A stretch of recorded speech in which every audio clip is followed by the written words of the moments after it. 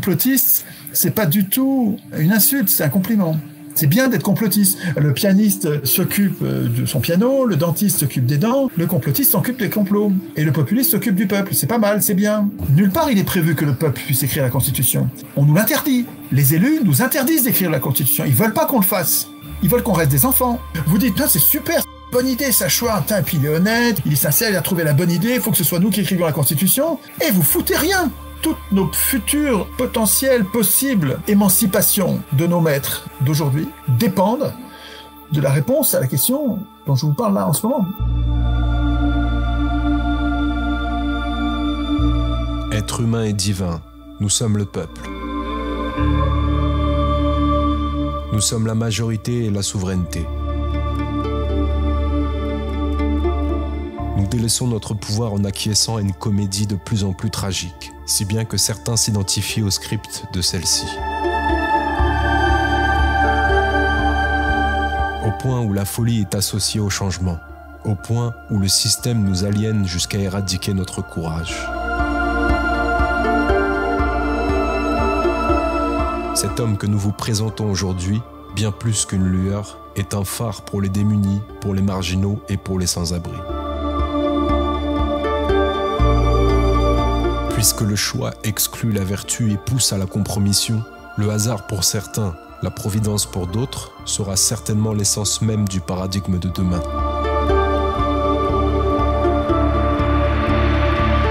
Installez-vous confortablement et préparez-vous à un moment d'histoire sur Âme Dessine, la plateforme des rendez-vous quantiques et holistiques.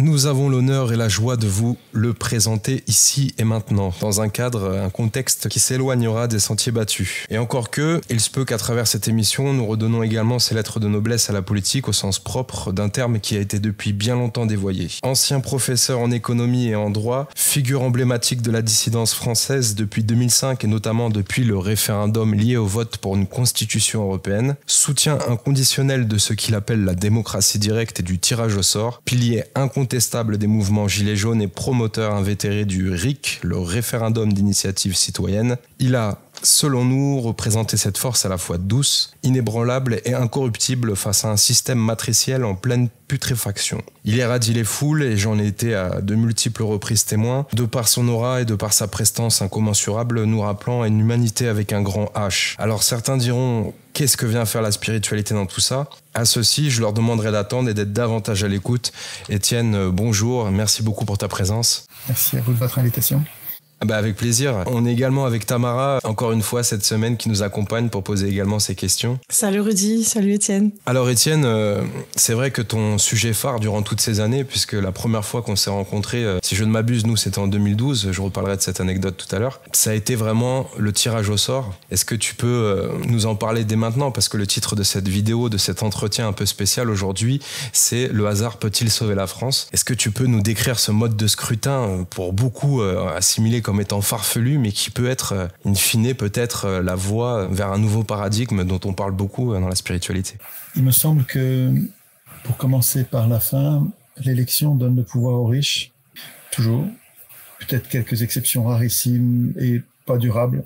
La plupart du temps, l'élection, la procédure de l'élection permet, l'élection parmi des candidats qu'on peut aider, donne le pouvoir à ceux qui ont les moyens d'aider. C'est aussi simple que ça, il n'y a pas besoin de faire que les techniques ou d'y réfléchir pendant des milliers d'heures. Hein. Si vous choisissez pour désigner les représentants une procédure qui permet d'aider les candidats, et si tout le monde n'a pas les mêmes moyens d'aider, ceux qui ont le plus le moyen d'aider vont gagner. C'est ceux qui vont faire passer à la télé, dans les journaux, leurs candidats, ceux qui vont faire qu'on leur pose des bonnes questions, les questions faciles auxquelles on répond en étant brillant. Et puis leurs opposants, en fait, les candidats dont les riches ne veulent pas, on va leur poser des questions difficiles, on va les interrompre, on va les humilier, on va même pas les inviter. Donc en fait, l'élection donne tous les moyens aux riches de gagner tout le temps la compétition pour la représentation. Donc en fait, quand on parle de tirage au sort, pour revenir en amont, on parle de la désignation de représentants. Dans les petites sociétés humaines, on n'a pas besoin de représentants. dans les tribus indiennes en Amérique, par exemple, mais il y a une infinité d'exemples. Pratiquement toute l'histoire de l'humanité, c'est l'histoire de petites tribus. Les grandes sociétés comme celles qu'on connaît aujourd'hui, c'est très récent et ça représente dans l'histoire de l'humanité très très peu de choses en fait. Donc la presque totalité de l'histoire humaine, c'est des petites tribus dans lesquelles, des petits groupes d'humains dans lesquels tous les humains, la plupart du temps, c'est ultra démocratique, mais démocratique au sens où vous n'imaginez pas. C'est-à-dire qu'un Indien dans une tribu d'Amérique, il n'imagine pas d'obéir à un ordre et il n'imagine pas non plus d'en donner. Les Indiens d'Amérique se respectent entre eux. Les Indiens d'une même tribu se respectent à un point qui est vraiment très séduisant. C'est-à-dire que s'il s'agit de changer la coutume, c'est la loi du groupe. C'est à l'unanimité que ça se fait. Dans une vraie démocratie, ça devrait être comme ça. Enfin, ça pourrait être comme ça. Si on est des petites tribus, c'est possible. Et dans les tribus indiennes, s'il y avait un Indien qui s'opposait, ok, on ne change pas la coutume. Alors, on n'en pas là, on discute, on essaye de faire changer la vie, mais tant qu'il est opposé, c'est qu'il ne faut pas changer la... Bref, dans la plupart des petites communautés humaines, on n'a pas besoin de représentants. On peut avoir des sages qui nous aident à décider, mais c'est pas des gens qui décident à notre place. Nous décidons nous-mêmes de notre destin.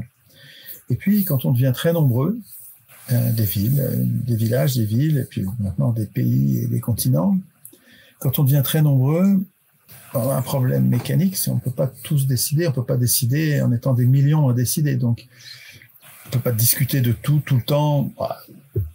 Il nous faut des représentants. On pourra revenir là-dessus si vous trouvez ça douteux, mais il me semble que c'est pas forcément mal en soi. On pourrait avoir de très bons représentants. Mais la procédure qu'on va choisir pour désigner ces représentants et les pouvoirs qu'on va leur donner, les contrôles auxquels on va les soumettre et la fragilité de leur position, c'est-à-dire qu'on peut les virer à tout moment, vont déterminer profondément un chemin ou un autre, vont déterminer le fait qu'on va vers l'oligarchie, la dictature, comme aujourd'hui. Si on choisit l'élection, ça va mal se finir. Et si on choisit le tirage au sort, on va avoir une vraie démocratie dans laquelle nous n'avons rien à craindre de nos représentants. Alors, j'ai l'air très affirmatif là-dessus, comme si toute forme d'élection débouchait sur la dictature des riches. Camouflé, comme aujourd'hui. C'est-à-dire qu'ils le nient, ça. Quand on dit que c'est les riches qui dirigent, les riches le nient. En disant pas du tout, la compétition est égale, gna. Et puis je fais comme si le tirage au sort, dans tous les cas de figure, déboucherait sur la démocratie. Je peux imaginer des cas où ça fonctionne pas comme ça. Mais en gros, c'est vraiment ça l'alternative. Il peut y avoir, j'arrive à imaginer une procédure de l'élection qui respecterait les droits de la population et qui nous permettrait d'élire des gens sans en avoir rien à en craindre, mais il faudrait pour ça que ce soit nous qui écrivions la Constitution. Il faudrait que ce soit les populations elles-mêmes qui écrivent les règles de l'élection pour y ajouter toutes sortes de contrôles avant le mandat, pendant le mandat, après le mandat, avec la reddition des comptes et la punition quand les élus ont déconné, en y ajoutant la révocation à tout moment, la révocabilité à tout moment des représentants élus, peut-être en y ajoutant d'ailleurs une dose de tirage au sort, on pourrait élire, non pas parmi des candidats qui s'imposeraient à nous et qui seraient choisis par les plus riches, qui seraient aidés par les plus, on pourrait élire parmi les gens que nous connaissons et qui ne sont pas candidats. Je suis sûr que vous connaissez autour de vous des gens bien, des gens que vous considérez comme des gens bien, soit que vous les connaissiez personnellement depuis longtemps, soit que vous les suiviez depuis longtemps, enfin vous savez qu'ils existent, vous leur faites confiance, ils ne sont pas du tout candidats au pouvoir, c'est souvent une marque de gens bien, c'est les gens, la plupart du temps, les gens bien n'aspirent pas à tout décider à la place des autres. Et donc, imaginez que on vous laisse la possibilité, donc que ce soit de nouvelles institutions qui vous permettent de désigner 3, 4, 5, disons 5 personnes autour de vous, librement. Vous désignez 5 personnes que vous trouvez bien. Si chacun d'entre nous fait ça, les gens bien vont être sélectionnés. Ils vont se retrouver là-dedans. Ils sont pas candidats, mais ils vont se retrouver dans cette espèce de grand réservoir de personnes désignées comme étant valeureux. Et On pourrait faire comme aux compétitions d'arts martiaux. Vous savez, quand vous faites plein de manches et on considère que vos plus mauvaises manches, c'est des accidents. Vous avez fait 2-3 échecs. On les compte pas dans le jeu. Et puis, on considère aussi que vos meilleures manches, les 2-3 meilleures manches, peut-être, c'est aussi des accidents. On retire les résultats extrêmes et on garde vos résultats qui sont entre les deux. Ouais. Et on pourrait faire ça avec les gens qui sont désignés comme ça librement. Donc, ça s'appelle l'élection sans candidat. Hein. L'élection parmi les gens qui ne sont pas candidats. On garderait ceux qui sont très, très souvent désignés. On pourrait avoir peur qu'il y ait un effet médiatique. Vous voyez, c'est les gens qui passent à la télé, les gens... Donc, il y a une possibilité de tromperie, là. Et puis, les gens qui sont pas du tout nommés, ils sont pas du tout nommés, donc on les éliminerait. Puis, le grand réservoir de personnes valeureuses, il serait les personnes qui sont désignées au milieu. Autrement, on peut prendre les meilleurs, on peut prendre la moitié supérieure des gens désignés, et puis voilà. En tout cas, c'est parmi ces gens valeureux qu'on tirerait au sort. Et vous auriez une élection, vous auriez l'aspect choix des meilleurs, vous l'auriez. Comme aujourd'hui, donc les gens ont l'impression, les gens tiennent à l'élection parce qu'ils se disent, si on les choisit, on va quand même avoir mieux que n'importe quoi. Ce qui est une erreur profonde, parce que nous élisons les pires. L'élection porte au pouvoir les pires. Mais bon, cette illusion, les gens, ils sont vraiment, ils tiennent à cette liberté du choix, comme si ça donnait. Parce que c'est eux qui choisissent la meilleure solution, même si c'est pas vrai. Mais si je peux me permettre, ça tient aussi, et tu nous as apporté ce discernement, je te remercie, dans la distinction, dans le fait de voter et le fait d'élire. Je crois que c'est une illusion aujourd'hui, au regard de ce que tu nous apportes. Si les gens sont attachés à une élection, c'est qu'ils ont l'illusion d'un vote. De décider. Ils ont l'impression de décider de quelque chose. Donc ils s'accrochent à l'élection comme étant je vote, je donne ma voix. Alors que tu as pu sur différentes plateformes nous expliquer que non, voter n'est pas élire, c'est deux choses différentes. C'est même le contraire, c'est même très radicalement le contraire. C'est-à-dire que voter, non seulement ça n'est pas élire, bien sûr, mais c'est même le contraire d'élire. Voter, ce serait décider. Alors qu'élire, c'est renoncer à décider. Quand j'élis quelqu'un, j'accepte qu'il vote tout à ma place, et donc je renonce à voter. Quand j'élis, je renonce à voter. Donc c'est vraiment deux termes antithétiques, des termes opposés, des termes qui s'opposent, qui devraient s'opposer, et qu'on nous conduit depuis qu'on est tout petit, depuis l'école. On nous parle de vote, alors que jamais il s'agit de vote. Le seul moment où on vote, c'est quand on est à un référendum, quand il s'agit de décider. Mais la plupart du temps, la quasi-totalité du temps, nous ne votons jamais, nous élisons. Mais dans la procédure que je vous décrivais, qui est un mixte entre l'élection et le tirage au sort, je voulais vous montrer que j'arrive à imaginer d'abord des représentants, et puis même la procédure de l'élection qui serait quand même démocratique. Vous voyez, quand je dis l'élection est antidémocratique, je pèse mes mots. On peut donner des exemples, parce que par exemple, il y a combien? 35 000 communes en France, donc 35 000 signatures potentielles. On a à peu près 50% de ces signatures qui sont gelées, clairement, et destinées autrefois à l'UMPS, mais maintenant au nouveau grand parti mainstream, et qui sont redistribuées, donc ne serait-ce que pour les signatures, c'est biaisé de A à Z. Les signatures pour la candidature à la présidentielle, en l'occurrence. Mais même le système tout entier des parrainages. Le fait que les candidats à l'élection doivent être parrainés, mais parrainés comme on parle de mafia, parrainés par ceux qui sont déjà élus, mais c'est un scandale absolu. Le fait qu'ils puissent être cautionnés par des citoyens pour éliminer les candidatures farfelues. On pourrait dire il faudrait qu'il y ait peut-être 100 000 citoyens qui soutiennent une signature, ça montrerait que c'est pas n'importe quoi, c'est quand même un groupe important, 100 000 ou 200 000, à réfléchir. Par des simples citoyens, ok, mais par des élus, ça veut dire que les élus vont barrer la route à leurs principaux rivaux. Ils ont des conflits d'intérêts. En plus, ça a été rendu public, donc ça les gèle politiquement parlant. Et oui, non, on est... Non, mais là, on est redescendu au niveau de notre constitution à nous en France, qui est une anti-constitution comme la plupart des anti-constitutions du monde, comme la totalité des constitutions du monde. Mais tous les pays du monde n'ont pas ce système de parrainage. Par contre, tous les pays du monde, enfin les pays qui se disent démocratiques, alors qu'ils ne le sont pas, reposent sur l'élection. Mais le point commun de toutes ces élections, c'est qu'elles ont été instituées par les élus. Et à mon avis, c'est ça le problème principal. C'est pas aux hommes au pouvoir d'écrire les règles du pouvoir, je le répète depuis 20 ans, c'est pas aux hommes au pouvoir d'écrire les règles du pouvoir. Ils sont pas capables d'écrire de bonnes règles du pouvoir parce qu'ils les écrivent pour eux-mêmes. Ils sont pas capables et puis ils sont pas légitimes. Ils se comportent quand ils font ça comme s'ils étaient le souverain. Or, ils ne le sont pas le souverain. Ils devraient pas l'être. Si on dit et si on pense que le meilleur souverain, c'est la population elle-même, c'est la population elle-même qui devrait décider de son destin. Il faut absolument que le système de désignation des représentants, les mécanismes de la représentation soient institués par la population elle-même, par les représentés, et jamais de la vie par les représentants.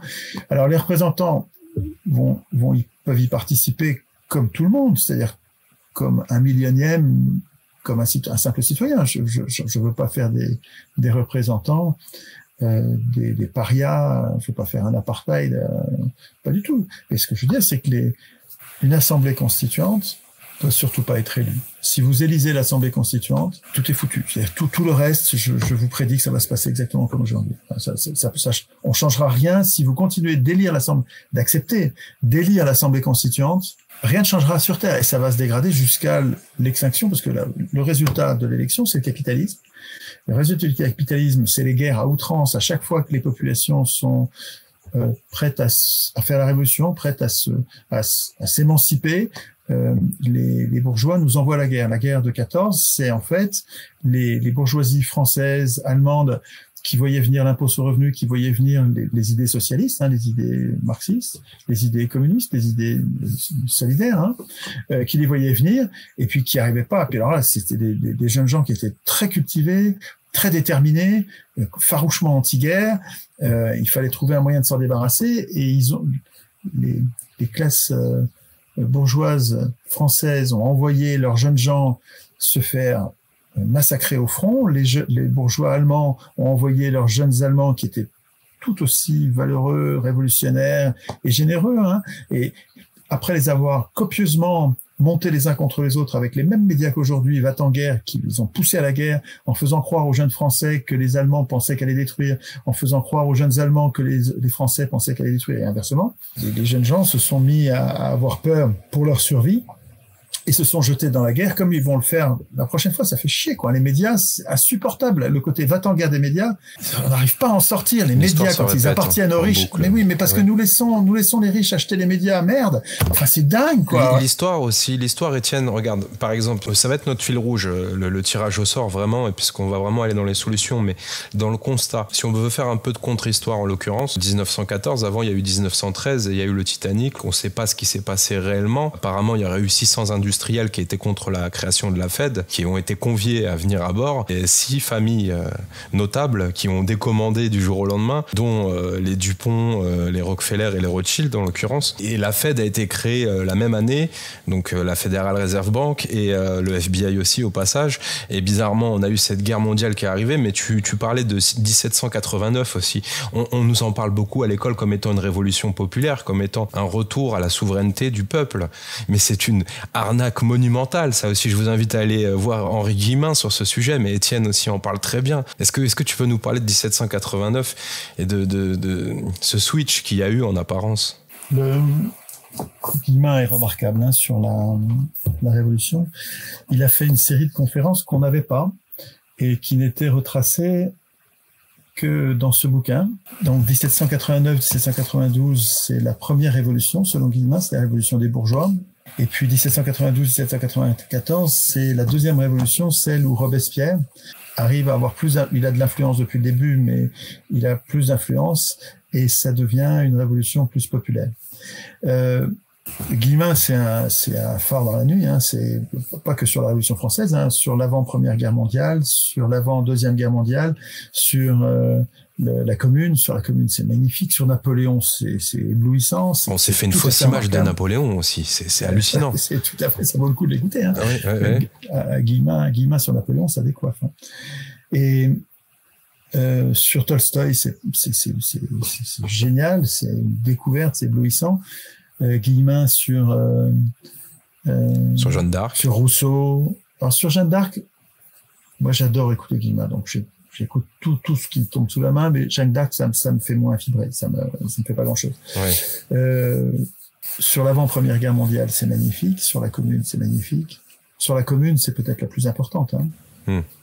Guillemin Ouais. sur la Commune, et l'avant-première guerre mondiale, c'est 2 séries, tout à fait, puis sur la Révolution française, sur Robespierre, sur Rousseau, sur Voltaire, enfin c'est passionnant. Guillemin, moi je dois avoir 140 vidéos. Ouais, mais son avertissement est presque passé inaperçu, la doxa actuelle. Je veux dire, la jeunesse ne connaît pas Guillemin. Et Ben, même ça dépend, les anciennes générations sont très peu au fait de ce qu'il a raconté, de ses vérités. C'est vrai, ça change, parce que moi depuis 2009, ça commence à faire un moment, moi ça fait presque 15 ans que j'en parle.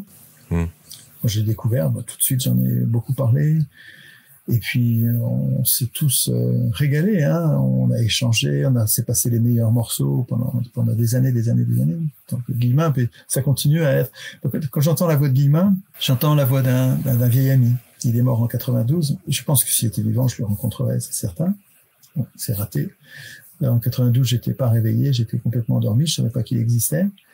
Et quand je l'entends, j'ai vraiment l'impression d'entendre un vieil ami important, quelqu'un que j'aime beaucoup, qui compte énormément. C'est quelqu'un qui est très attachant. Ne ratez pas Guillemin, c'est un tournant dans la vie. Votre vie, elle est dans un sens. Quand vous allez découvrir Guillemin, vous allez voir, c'est autre chose. C'est éclairant. Ah là, on change de couleur de pilule, hein, d'un coup. Et donc, du coup, pour revenir au sujet, on a vu donc que cette Révolution française, alors une fois que vous aurez l'occasion d'aller voir toutes ces conférences qui sont en libre accès sur Internet, vous comprendrez très rapidement que 1789 a déjà été une sorte de braquage, une pseudo-liberté accordée au peuple. C'est depuis ce moment-là qu'on a eu cette illusion du vote, du suffrage universel, hein, du Demos Kratos, alors que, comme tu le dis assez souvent, on est en plutocratie, on n'est absolument pas en démocratie. À cause de la procédure, c'est la procédure d'élection qui donne le pouvoir aux riches. Hein. Oui. Et Guillemin le dit bien, il explique bien dans les premières vidéos sur la Commune, et puis à plusieurs autres reprises, il explique bien l'avantage pour les riches, pour les gens de bien. Il explique bien l'avantage de l'élection par rapport au système royaliste. Il explique comment Adolphe Thiers avait convaincu les royalistes que, bien sûr, que l'élection était bien plus robuste pour protéger le pouvoir et la richesse des gens de bien que la royauté qui les exposait à toutes les révoltes. Mais je suis pas sûr que Guillemin ait vu, comme je l'ai vu, mais c'est peut-être moi qui me trompe, mais moi j'ai vraiment l'impression qu'avec l'élection, on a le moteur du capitalisme. Le capitalisme, qui est un mot trop gentil, on devrait dire le crapulisme, hein, mais bon, on l'appelle comme ça, disons le capitalisme, le système actuel dans lequel la propriété peut être accumulée sans limite, et on appelle ça le capital, quand il y en a beaucoup. Ce régime-là, qui permet l'hubris, l'hubris c'est le mot grec qui voulait dire démesure, qui voulait dire la folie des puissants, ce régime-là, il n'est possible que par l'élection. C'est important de comprendre ça. Dans l'Ancien Régime, avant la Révolution de 1789, il y avait un roi dont une des fonctions importantes dans le contrat social était de protéger le peuple, protéger la population des marchands. Comment ça marchait? Bien, la police du roi, écoutez bien, parce que c'est méconnu ça, hein, et moi je trouve que c'est super important.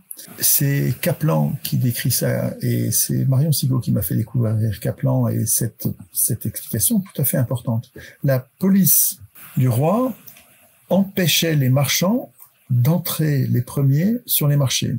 Les marchands ne pouvaient pas entrer sur les marchés. À quoi servaient les marchés? Les marchés servaient... Les marchands ne produisent rien, ils ne consomment rien. Les marchands, ils font que acheter pour revendre. Et donc, sur les marchés, dans l'Ancien Régime, les paysans qui fabriquaient le blé se présentaient comme vendeurs. Les meuniers qui avaient besoin du blé pour faire de la farine et du pain, à l'époque, la nourriture, c'était essentiellement du pain. C'était pas le même pain qu'aujourd'hui, c'est du pain beaucoup plus riche, mais c'était l'essentiel de la consommation. Donc, sur les marchés, la police garantissait que les offreurs et les demandeurs, donc c'était les paysans et les meuniers, les boulangers, pouvaient négocier directement pour que les meuniers soient approvisionnés en blé. Et une fois que les meuniers étaient repus, qu'ils avaient tout ce qu'ils voulaient, tout ce dont ils avaient besoin pour faire le pain pour le peuple, pour le surplus, et seulement pour le surplus, on laissait les marchands venir acheter ce qui dépassait, ce qui était en trop. Il faut comprendre que ça fait des millénaires que les hommes, les êtres humains, savent qu'ils ont tout à craindre que les marchands aient le pouvoir. Vous vous souvenez dans l'image de la Bible, mais il n'y a pas que dans la Bible, il y a plein d'images anciennes où dans la Bible, il y a Jésus qui est le libérateur, c'est un personnage conceptuel, mais le libérateur de la population chasse les marchands du temple avec un fouet. Parce que les marchands étaient entrés dans le temple, c'était le lieu du pouvoir, et les marchands avaient pris le pouvoir. Et le libérateur, la première chose qu'il fait, c'est qu'il fout dehors les marchands. On a besoin de marchands, mais on veut pas qu'ils aient le pouvoir. Ça fait des millénaires, ça fait des siècles que nous savons qu'il faut pas que les marchands aient le pouvoir. Et la police du roi tenait les marchands à l'écart des marchés. Tout le monde pouvait pas être marchand, il y avait un registre. Et si on était marchand, on était noté, connu. Il y a que ceux qui étaient connus qui pouvaient accéder au marché pour le surplus à la fin des échanges. Et ce qu'ont fait les libéraux un peu avant la Révolution française, Turgot, les physiocrates. Les physiocrates, c'est une idéologie marchande. Hein. C'est les marchands qui sont en train d'arriver avec leur rouleau compresseur idéologique et qui ont convaincu un ministre, Turgot, donc c'est au milieu du XVIIIe siècle, c'est un peu avant la Révolution française, quelques décennies avant la Révolution française, de supprimer la police du roi et de laisser les marchés libres. Et c'est les premières réformes de Turgot, là, mais réformes libérales, entre guillemets. Et le résultat, c'est, évidemment, ce qu'on craignait est arrivé aussitôt, c'est-à-dire que les marchands qui ont plein de cash, hein, ils ont plein de réserves, ils ont plein d'argent, quand ils arrivent les premiers sur les marchés, ils raflent tout, donc il n'y a plus rien. Donc il y a tout de suite une immense rareté des grains, les meuniers non plus que les marchands pour leur fournir du grain, et les cours s'envolent. Les cours du blé s'envolent parce que les marchands, c'est comme le marché noir pendant la guerre, quoi. Hein. Les marchands profitent de leur situation de monopole et vendent leur grain qu'ils ont réussi à rafler parce qu'il n'y avait plus de police. Ils le vendent à prix d'or et ensuite les meuniers sont obligés de surenchérir le prix du pain et ça donne la guerre des farines. Et c'est pas là que l'économie est née à ce moment-là, puisque toi qui étais professeur d'économie, c'est le principe de la rareté. Gérer la rareté, c'est une des parties du problème, mais c'est plus vaste que simplement gérer la rareté, l'économie. Et l'économie, c'est politique, c'est pas une science. Avoir fait de l'économie une science, c'est dépolitisant. Quand les économistes prétendent qu'ils connaissent les lois économiques, ils se comportent comme des tyrans qui nous tiennent à l'écart des décisions économiques parce que comme pour écoutez, quand c'est les lois de la pesanteur, on va pas mettre les lois de la pesanteur au vote au Parlement. Les lois de la pesanteur, vous n'allez pas les mettre. Oui, vous voyez ce que je veux dire? Quand c'est technique, ouais. Quand c'est scientifique, ça n'est plus politique. C'est incontestable. C'est incontestable, voilà, c'est indiscutable. Mais c'est une escroquerie. Et d'ailleurs, si j'ai bien compris, une des premières critiques de Marx, c'est une critique de l'économie, parce que justement, il défend l'idée que l'économie a été volée et qu'elle devrait être beaucoup plus politique. Je reviens sur mon ancien régime dans lequel on se protégeait des marchands, qui commence à être ébranlé par Turgot avec ses réformes libérales, qui supprime la police des marchés et qui donc ouvre les portes des marchés aux marchands, qui deviennent on les appelait des accapareurs, des monopoleurs, et ça fait la guerre des farines avec des morts évidemment, c'est des tueries en fait, le peuple est pas content, il peut plus bouffer quoi, hein, le pain est trop cher. Et alors, quand les émissaires du roi reviennent pour l'informer du résultat des réformes libérales, on lui dit, mais monseigneur, le peuple gronde, une personne seule, un homme seul ne peut plus nourrir sa famille. Et là, la réaction de Turgot, libéral, mais ça résonne avec ce qui se passe aujourd'hui, hein. Vous allez voir comme c'est cynique, c'est un homme seul peut pas nourrir sa famille, mais c'est parce qu'il n'y a pas de problème, il faut faire travailler les femmes et les enfants. Et alors, la Révolution française, c'est la continuation de ce processus qui démarrait, c'est-à-dire le prix, mais c'est terrible, hein, c'est la prise de pouvoir par les marchands. Et qu'est-ce qu'ont fait les marchands devenant constituants en 1789? Ils ont institué l'élection qui leur permet d'accéder au pouvoir. Alors, ils ne savaient pas encore tout à fait. Au début, ils avaient un peu peur et ils ont prévu que le suffrage serait censitaire, c'est-à-dire qu'il n'y a que ceux qui payent le cens, c'est un impôt, oui. Donc il n'y a que les riches qui allaient pouvoir... qui allaient pouvoir voter. Voilà, c'était cher, et donc il n'y avait que les riches qui allaient pouvoir voter. Puis en fait, très vite, dès milieu du 19e siècle, ils se sont aperçus que, en fait, les gens votent comme on leur dit de voter. Et en fait, il suffit de promettre qu'on est démocrate, qu'on est progressiste, qu'on est socialiste. Ça passe, on est élu, et après ça, on fait ce qu'on veut. C'est génial. Ou tout simplement de promettre que votez pour moi, vous aurez du pain. Vous aurez ceci ou cela. Voilà, de toute façon, des tas de promesses, il suffisait de promettre pour être élu. Et, à mon avis, cette procédure de l'élection de l'élection de l'Assemblée constituante, mais ensuite des assemblées législatives, et ensuite de la désignation de tous leurs représentants par ce mode de l'élection, ont permis aux riches, qui étaient les grands marchands, et notamment les marchands d'argent, qu'on appelait les banquiers, qu'on ferait mieux d'appeler les usuriers, ont permis aux grands marchands de prendre le pouvoir. Et qu'est-ce que c'est que le capitalisme qui règne depuis? Les marxistes disent que c'est un système d'organisation de la production qui est capitaliste. C'est très immodeste de dire ça, mais je suis pas d'accord avec ça. Je trouve que c'est mal pensé de voir que les sources du capitalisme sont économiques. Je pense que les sources du capitalisme sont juridiques. Elles sont politiques. Il y a un moment où les marchands qui étaient tenus à l'écart du pouvoir, il faut comprendre ça. Pour comprendre ce que je vous dis, il faut vous souvenir ce que je viens de vous expliquer. Les marchands étaient tenus à l'écart du pouvoir politique. Ils avaient de l'influence, hein, ils étaient riches, ils avaient de l'influence, mais ils n'avaient pas le pouvoir politique. Ils le voulaient. Ce qui s'est passé en 1789 et à d'autres dates dans d'autres pays, mais c'est à peu près à la même époque, enfin c'est fin 18e, début 19e, les révolutions parlementaires, c'est l'accession des riches au pouvoir politique et qui écrivent dans tous les pays, qui écrivent les règles qu'on appelle le capitalisme, mais c'est l'accumulation illimitée du capital, de la richesse. Il n'y a pas de limite à la richesse. La subordination, c'est-à-dire l'obéissance totale des salariés, des gens qui n'ont pas de capital, à ceux qui ont du capital. Donc les propriétaires des moyens de production deviennent les maîtres, au sens de maîtres à esclaves, des salariés. Au 19e siècle, il faut voir, quand il n'y avait pas encore le droit du travail, c'est Dickens, c'est Zola, c'est l'esclavage, hein, c'est pire que l'esclavage. Au moins, les maîtres d'esclaves, ils s'occupaient de leurs esclaves qui survivent. Là, ils n'en avaient plus rien à foutre. Quand ils mouraient, on en mettait d'autres à la place. Donc, c'est la subordination. Dans les lois qu'ont instituées les marchands, il y a la subordination totale des salariés aux propriétaires des moyens de production. C'est les règles des marchands, les règles du capitalisme, c'est l'anonymat des capitaux. L'anonymat des capitaux, le fait que quand tu es riche, on ne peut pas te savoir que tu es riche, tu vas te cacher, on ne saura pas que tu es riche. L'anonymat des capitaux, c'est la responsabilité limitée. Mais la responsabilité limitée, quand ils ont voté ça au Parlement, ça fait un tollé. Mais qu'est-ce que ça veut dire? Mais pourquoi est-ce qu'elle serait limitée? Ça marchait déjà pas mal, hein, le capitalisme avant la responsabilité. Alors ça marchait encore mieux après. C'est vrai, quand ta responsabilité limitée, que tu peux planter comme Pfizer va bientôt nous faire, vous savez, Pfizer, bientôt, il va faire faillite. Et il sera irresponsable. Les actionnaires auront perdu la valeur de leur action, mais ils auront déjà tout mis l'argent, ils auront tout mis à gauche, les dividendes, ils auront tout mis de côté. Le capitalisme permet que Pfizer s'évapore après avoir empoisonné tout le monde et s'est enrichi à milliards. Il va s'évaporer. Le capitalisme permet ça. Le capitalisme permet à Enron de disparaître en fumée, en ruinant toutes sortes, des centaines de milliers de personnes, et avec des gens qui se sont enrichis et qui ont l'argent planqué. Ça permet à Exxon, qui fait du pétrole, de dégueulasser, mais je dis dégueulasser, faudra trouver, dévaster la forêt amazonienne avec du pétrole partout dans les arbres, en dessous des arbres, dans la forêt primaire, épaisse, dense, la belle forêt. Vous avez du pétrole partout parce que ils ont laissé faire, enfin, ils n'ont pas du tout respecté l'environnement et t'as des surfaces immenses, couvertes de pétrole. Mais Exxon ne paiera jamais ça. Responsabilité limitée, on vous a dit.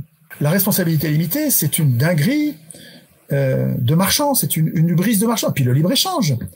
Le libre-échange, oui. C'est-à-dire l'interdiction pour les États de se protéger contre les empoisonneurs. Voilà, les empoisonneurs.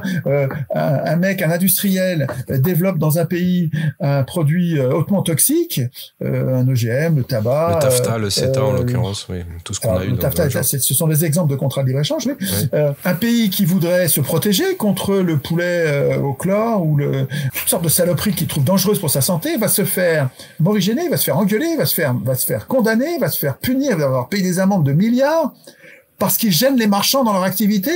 Mais c'est totalement déconnant. Ça, c'est vraiment une idéologie c'est le capitalisme, c'est une idéologie de marchand. Qu'est-ce qui fait qu'on est dans ce fléau?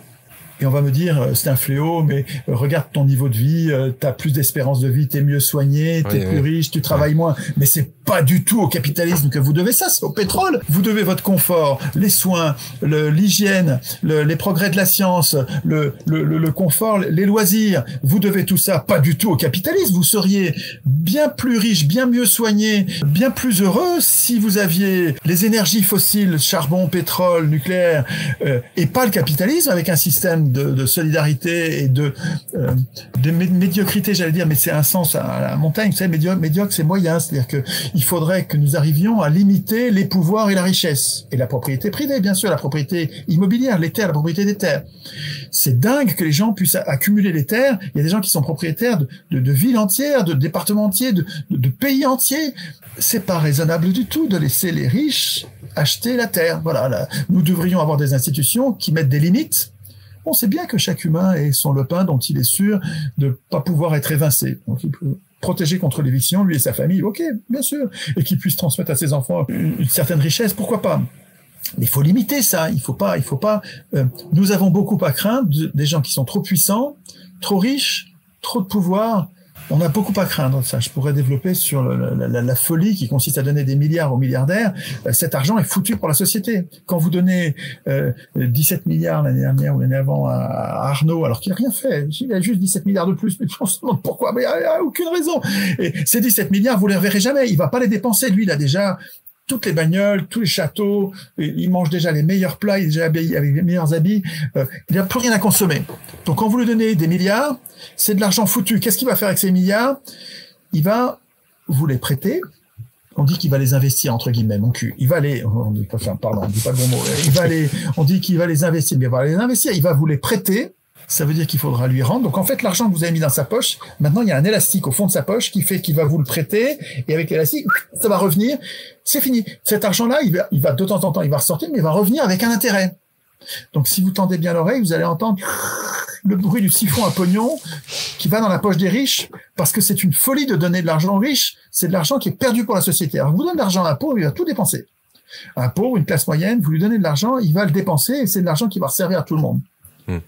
Le même billet de banque, ou qu'il soit immatériel ou matériel, peu importe, hein, mais le même franc, le même euro, il va servir plusieurs fois à éteindre plusieurs dettes. Il va nous permettre à tous de vivre. Quand vous donnez de l'argent à un ultra riche, c'est de l'argent qui est foutu. C'est de l'argent qui va endetter la société, parce que lui, il va vous le prêter avec un intérêt, il faudra lui rendre, c'est un usurier. Ça va devenir un usurier. Et tu as déjà fait un débat avec un des représentants de ces ultra-riches.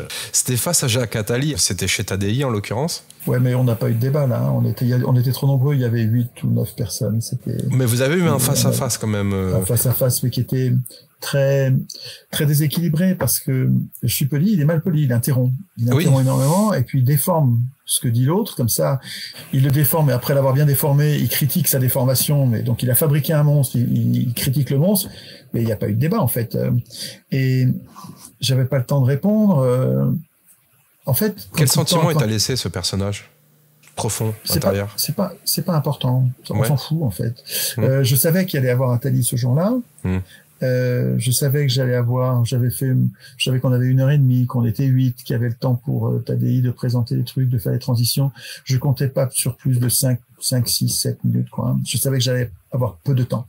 Oui. Et donc, dans les choses importantes dont j'ai à parler, il y a le tirage au sort, mais le tirage au sort, il me faut au moins 10 minutes pour en parler, parce que sinon, le tirage au sort, il sort dégradé de la discussion, parce qu'on n'a pas compris, et les gens passent l'idée par-dessus bord, alors qu'avec un peu plus de temps, ils auraient compris qu'il y a un enjeu humain majeur avec cette procédure.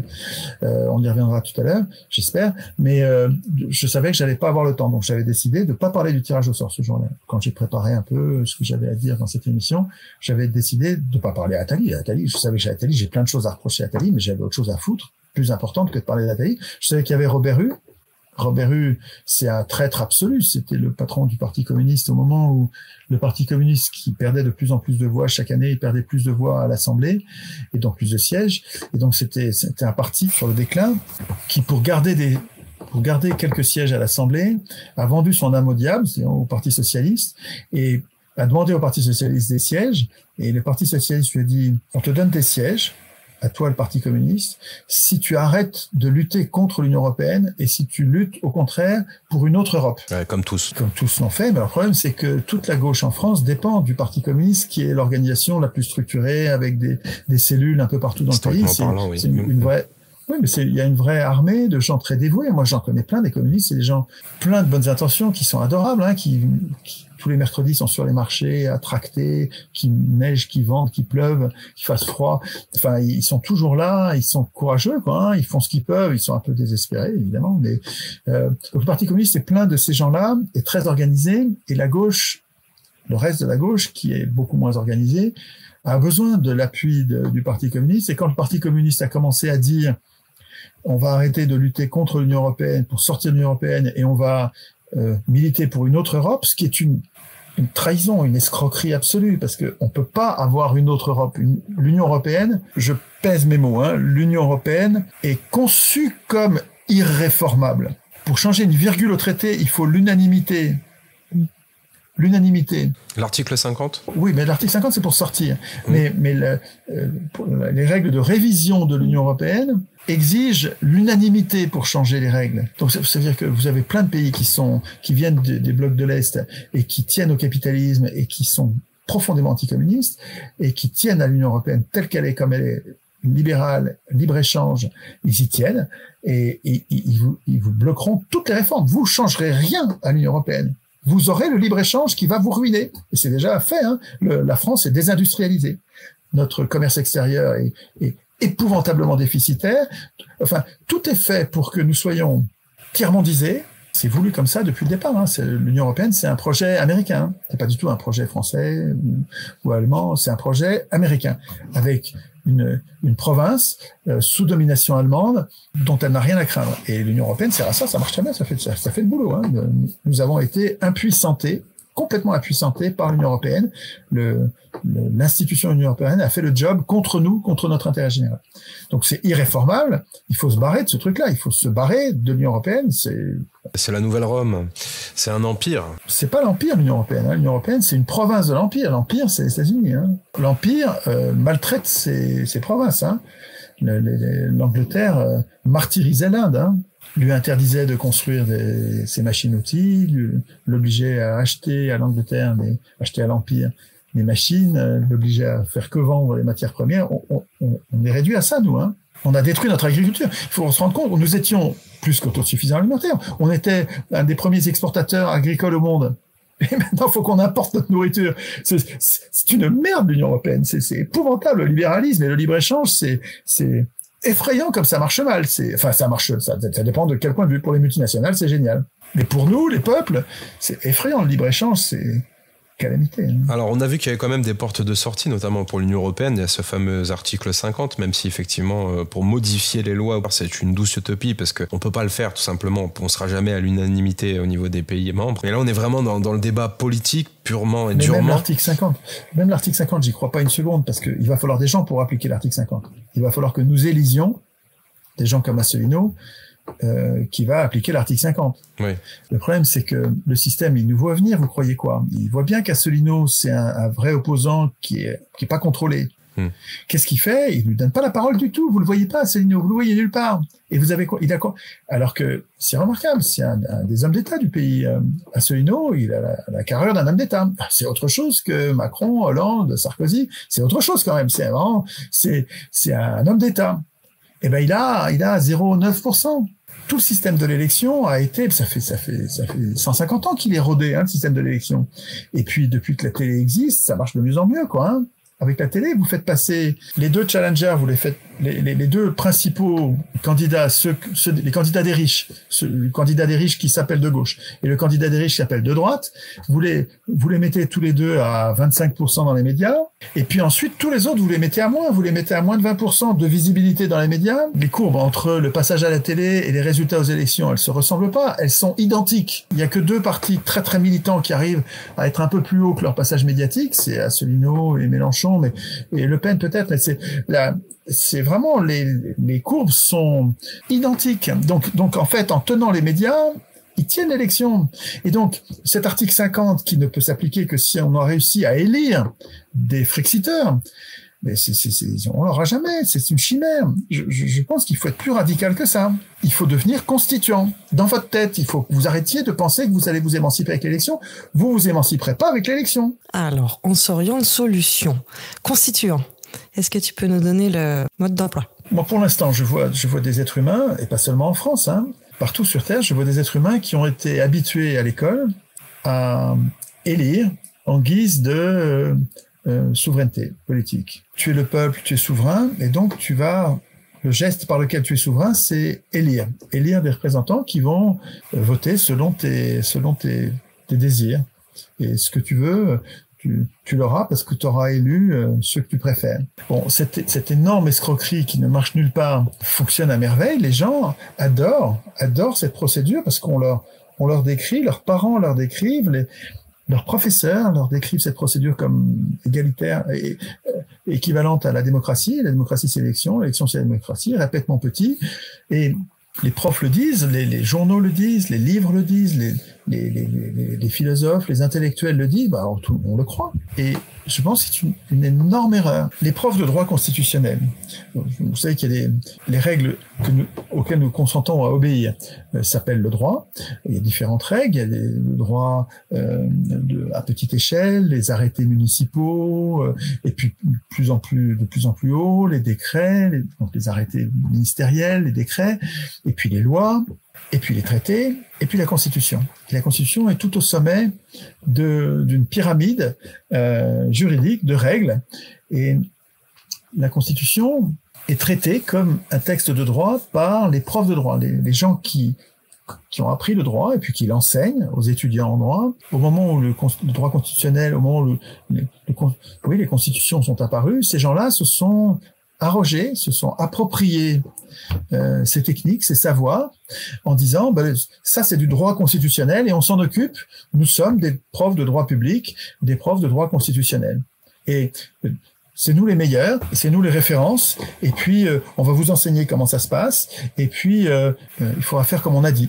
Ils ont fait ça, je pense sans mauvaise intention, je pense qu'ils voulaient vraiment bien faire, ils ont beaucoup bossé pour comprendre comment étaient faites les constitutions du monde, et puis ils nous expliquent comment sont faits les grands principes de ces constitutions, comment elles sont interprétées par les cours suprêmes, les conseils constitutionnels, les différentes institutions de contrôle et de mise en application de ces constitutions. Ils ont bien bossé tout ça, ils en ont fait des gros bouquins, et ils nous expliquent comment ça marche en disant c'était comme ça et ça continuera à être comme ça. Mais il n'y a pas un bouquin de droit constitutionnel qui vous explique que c'est tellement haut dans la pyramide du droit que c'est plus du droit, c'est de la politique, ça nous concerne tous, il ne faut pas que ce soit une technique. Écoutez, on l'a dit tout à l'heure à propos de l'économie, quand vous en faites une science, une technique, ça dépolitise, ça le retire au peuple. Quand on dit droit constitutionnel, ça veut dire que c'est les profs de droit constitutionnel, les juristes, les spécialistes, les techniciens, les experts, bon sang, les experts qui sont les seuls à pouvoir opiner, donner leur opinion sur la Constitution, mais ça va pas la tête. Je suis pas d'accord du tout. Je veux bien qu'ils me disent leur avis sur ce qui a été fait ici et là, et sur l'histoire des constitutions, peut-être pourquoi pas, mais sur ce qui doit être aujourd'hui, mais c'est pas à eux de décider, c'est à nous, hein. C'est politique, là. Toutes nos impuissances actuelles et toutes nos futures potentielles possibles émancipations de nos maîtres d'aujourd'hui dépendent de la réponse à la question dont je vous parle là en ce moment. Qui est capable et qui est légitime d'écrire la Constitution et de la modifier? Il n'en est jamais question dans les manuels de droit constitutionnel. Les manuels de droit constitutionnel, on va vous dire qu'il faut élire une assemblée constituante. Alors que si vous élisez une assemblée constituante, vous n'aurez jamais une vraie constitution. Écoutez-moi, si vous élisez l'assemblée constituante, vous aurez un fake. Si vous élisez l'assemblée constituante, parmi les candidats qu'on peut aider, comme d'habitude, hein, vous allez avoir les riches qui vont faire désigner leurs constituants à eux. Ouais. Alors, il y a les pauvres, hein. Les pauvres, on va arriver à désigner les constituants nous aussi, hein, mais ils vont être minoritaires. Minoritaires, ils vont rien décider. Et s'ils décident rien, c'est comme s'ils n'existaient pas, hein. C'est comme si vous aviez vraiment perdu complètement, hein. Sur tout ce qui est important, vous allez perdre. Regardez Mélenchon, Ruffin, il est admirable, Ruffin, hein. J'adore Ruffin, hein. Mais regardez, qu'est-ce qui change? Rien du tout, rien. Il a un discours magnifique, mais il est minoritaire, donc il change rien. Pendant le Covid, il n'a pas eu un discours... Alors oui, ça, sur la bascule totalitaire, la gauche, enfin, ce qu'on appelle la gauche, hein, c'est effrayant même, hein, c'est-à-dire qu'ils sont... C'est fou d'ailleurs, hein, moi, c'est le camp dont je me sens le plus proche, et pourtant, Il y a une dissonance. Honte, quoi, hein. Il y a une Quelle dissonance. honte. Ah, mais c'est affreux, quoi. Je me dis, mais qui sont ces gens qui sont capables d'accepter une bascule totalitaire aussi grave, simplement parce qu'ils ont peur d'être malades? Mais enfin, c'est effroyablement faible, quoi, hein. Ils nous défendent très, très, très, très mal sur le plan des libertés. Enfin, c'est une parenthèse, ça. C'était qu'un prétexte sanitaire. Ouais, mais ils auraient dû le voir, ça. Ils l'ont pas vu du tout. C'était qu'un prétexte, c'est pas ils ont tout gobé, quoi, hein. Alors, mais ce que j'étais en train de vous dire, le plus important, c'est de prendre plus de recul, et ça concerne toute la Terre. Si vous acceptez d'élire l'Assemblée constituante, les riches vont gagner l'élection, comme ils ont gagné toutes les élections, toujours, et ils vont mettre en place le même système de représentation dans lequel le peuple a juste à fermer sa gueule. Si vous voulez voir apparaître la souveraineté populaire, et là je parle à tous les souverainistes du pays. Moi, je suis abonné à Front Populaire, la revue de Michel Onfray, qui se targue de défendre tous les souverainismes. Et donc, il donne la parole à des souverainistes de gauche, de droite, que je lis, qui m'intéressent beaucoup. Mais écoutez-moi, il n'y en a pas un qui défend un processus constituant populaire permanent. Pas un, ils s'en tapent complètement. C'est des souverainistes en papier. Enfin, quoi. Enfin, je vous mets au défi, quoi. Les souverainistes, répondez à la question. La souveraineté que vous appelez de vos voeux, si c'est la nationale, moi, ça m'intéresse pas du tout parce que c'est pas la souveraineté populaire, hein. On sera pas plus en démocratie qu'aujourd'hui. Mais si vous prétendez défendre la souveraineté populaire, ma question est, comment comptez-vous l'instituer?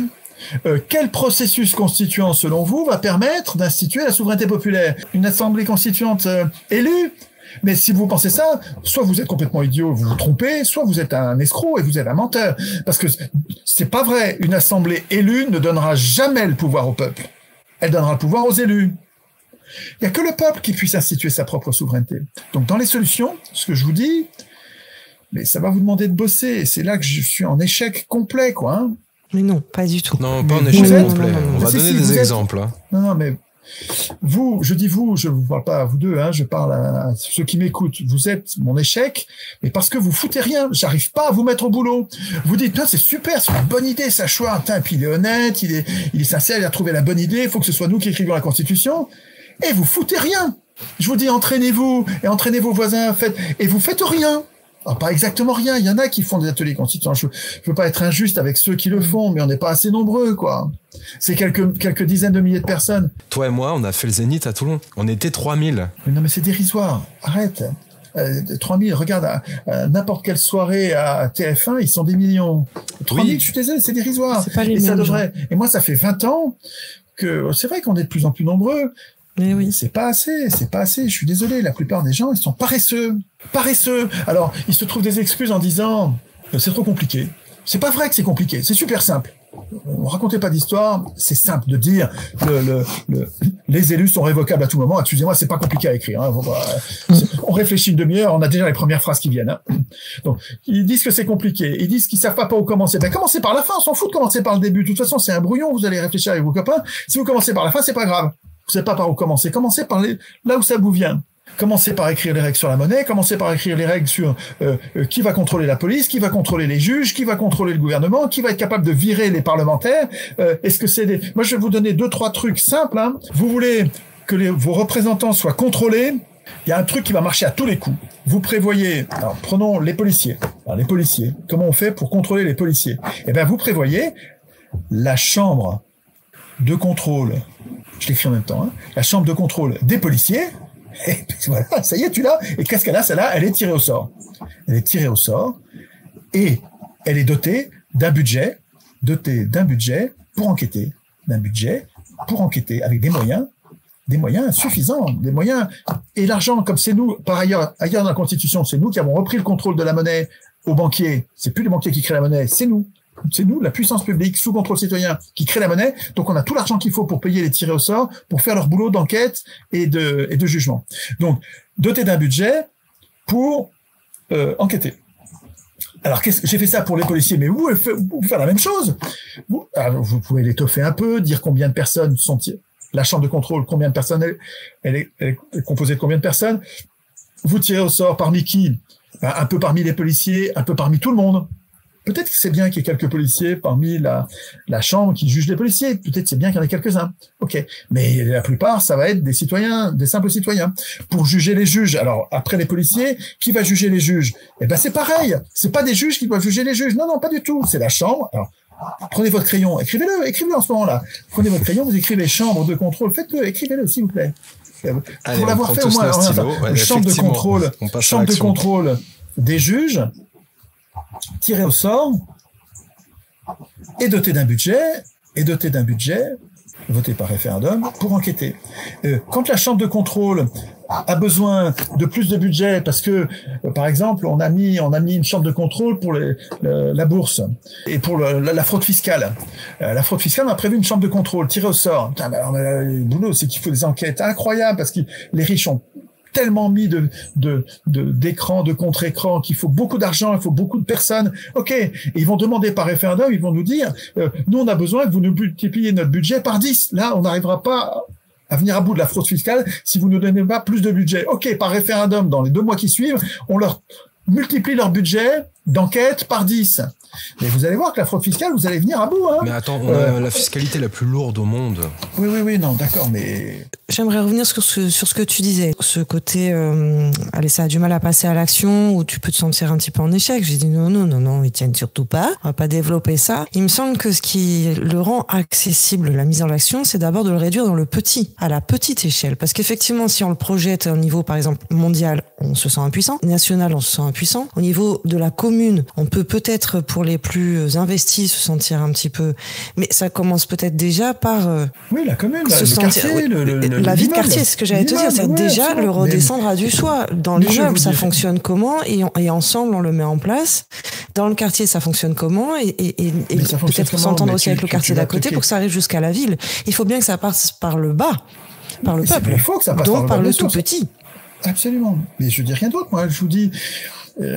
je parle depuis 20 ans d'ateliers constituants et j'ai l'impression que peut-être dans les pistes de l'échec, il y a le fait que c'est un atelier donc il faut travailler et vous vous dites inconsciemment, c'est qui celui-là, il va me donner encore du boulot, il est bien gentil, mais voilà, on est des flemmards, on n'a pas envie de travailler. Alors je vous dis, organisez des apéros constituants, des bamboulas constituants, des fiestas constituantes, vous les appelez comme vous voulez, vous pouvez faire alors pas des beuveries constituantes parce que si vous buvez, ça va moins bien marcher, mais vous pouvez très bien faire des parties de pétanque constituantes, hein. Simplement, souvent, l'activité constituante, ça consiste à parler de la Constitution, le crayon à la main, au lieu de parler de food, de recettes de cuisine ou toutes sortes de conneries de l'actualité, de terrorisme médiatique quotidien où tous les jours on vous ramène un nouveau sujet de terreur. Vous arrêtez de parler des sujets dont on nous parle à la télé et vous vous concentrez sur votre souveraineté, sur la souveraineté populaire, comment on l'institue au niveau de la commune et au niveau du pays, et puis ensuite au niveau du continent, mais comment on l'institue. Et puis vous allez réfléchir ensemble avec votre copain de boulot à midi, à l'heure du café ou pendant le déjeuner et au moment du café. Au lieu de parler du boulot, vous êtes au déjeuner, vous pouvez parler d'autre chose que du boulot, vous parlez du référendum d'initiative citoyenne. À partir de combien? Le référendum d'initiative citoyenne, est-ce qu'il faut 100 000 personnes? Est-ce qu'il faut 1000 personnes? Est-ce qu'il faut une seule personne et une chambre du référendum à qui une personne seule, il n'a pas le charisme, il est tout timide, il n'arrivera jamais à avoir 100 000 personnes derrière lui. Par contre, il vient d'avoir l'idée du siècle. Et il faudrait qu'il puisse aller la présenter à une chambre qui tirait au sort, la chambre du référendum, et puis le boulot de la chambre du référendum, qui a le budget pour ça, et c'est les simples citoyens tirés au sort, c'est d'écouter les idées des gens, et de dire, tiens, ça c'est une bonne idée, allez, on va l'inscrire au calendrier des référendums. C'est la chambre du référendum qui pourrait faire ça, et à ce moment-là, vous pouvez mettre le seuil à 1, parce que si vous mettez le seuil à 1 sans ce filtre, vous allez avoir trop de référendums. Vous allez avoir des milliers de personnes qui ont plein d'idées, et ça va être ingérable. Mais par contre, si vous mettez le seuil à 100 000, ou à 200 000, enfin comme en Suisse, en Italie, il y a une trentaine de pays qui ont le référendum d'initiative citoyenne. Ça va donner beaucoup de pouvoir aux partis, aux associations, et ça va pas tant donner de pouvoir aux citoyens parce qu'il faut de l'argent en fait pour organiser un référendum. Et donc vous pourriez imaginer, et ça va être votre discussion de café ou la discussion du soir quand vous avez une réunion, pas une réunion de famille. Il y a plein de gens qui veulent pas faire politique. Hein. C'est surtout qu'il y aura des décisions qui seront prises lors de ces débats, lors de ces cafés, lors de ces apéros. Comment tu centralises toutes ces solutions in fine pour les rendre viables? Non. Je vous parle pas du processus constituant, là. Je vous parle de la transformation des humains électeurs en citoyen constituant. On n'en est pas encore à un processus constituant. On verra après le processus constituant. Oui, déjà, il y a le switch. Si tu veux, quand vous avez des enfants, ou bien vous allez avoir des enfants, vous imaginez ce que ça va être quand vous allez avoir des enfants. Vous allez avoir des enfants, ils arrivent à 5-6 ans, il est temps de commencer à lire et à écrire. Et vous allez leur apprendre à lire. Et vous allez leur apprendre à écrire. Prenez une feuille de papier, et vous écrivez des A. Des petits A, le mieux possible, des A, le mieux possible. Et puis il va vous dire, mais attends, tu fais chier papa, pourquoi tu m'apprends à faire des A, ça sert à quoi? Ben, ça sert à écrire. Tout le monde sait écrire. Ben, s'ils savent écrire, si eux ils savent écrire, moi j'ai pas besoin d'écrire. Vous voyez l'argument qui consiste à dire, il y en a déjà qui savent écrire la Constitution, pourquoi moi je dois apprendre? C'est la même chose que pour écrire. C'est aussi bête. Si vous voulez un jour être capable d'instituer votre souveraineté, il faut vous entraîner. Donc, il faut que vous ayez fait des lignes de A, de B, de C, puis ensuite des mots, puis ensuite des phrases, et puis que vous ayez échangé, tiens, puis vous ayez copié, regarde sur ton voisin, putain, ils sont bien tes A. Putain, ils sont vachement mieux que les miens. Attends, et tu les fais mieux parce que tu copies, hein? Et ben, quand tu vas voir l'article qu'il a fait sur la monnaie, tiens, il était vachement mieux que le tien, toi, t'avais oublié ça et ça. Et ben, en le copiant, t'arrives à devenir meilleur. Mais là, c'est tout notre niveau qui monte si on s'entraîne. Et si vous voulez, c'est préparatoire, ça. Alors, je sais bien que ça suffit pas, puisque, évidemment, le pouvoir il est encore tenu par des affreux. Et puis, qui vous le donneront pas, le pouvoir, hein. C'est pas comme ça que ça va se passer. C'est pas eux qui vont vous donner le pouvoir, hein. Il va falloir qu'on le prenne.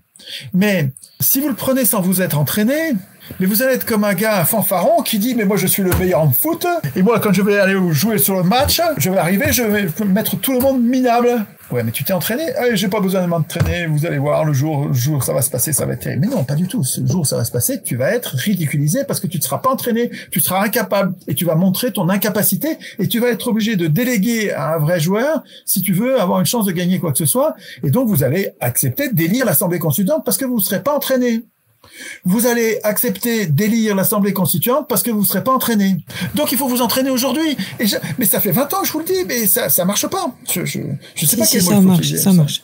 Ah, ça marche, oui, non, Tamara, parce que c'est vrai que oui, nous c'est pas regardons. qui le font, mais pas nombreux, quoi. Dans le milieu spirituel, par exemple, on s'est écarté de la politique. On l'a mis vraiment à part. Et c'est vrai qu'il y a un adage qui est vrai, c'est la politique, soit tu t'en occupes, soit c'est elle qui s'occupe de toi, directement.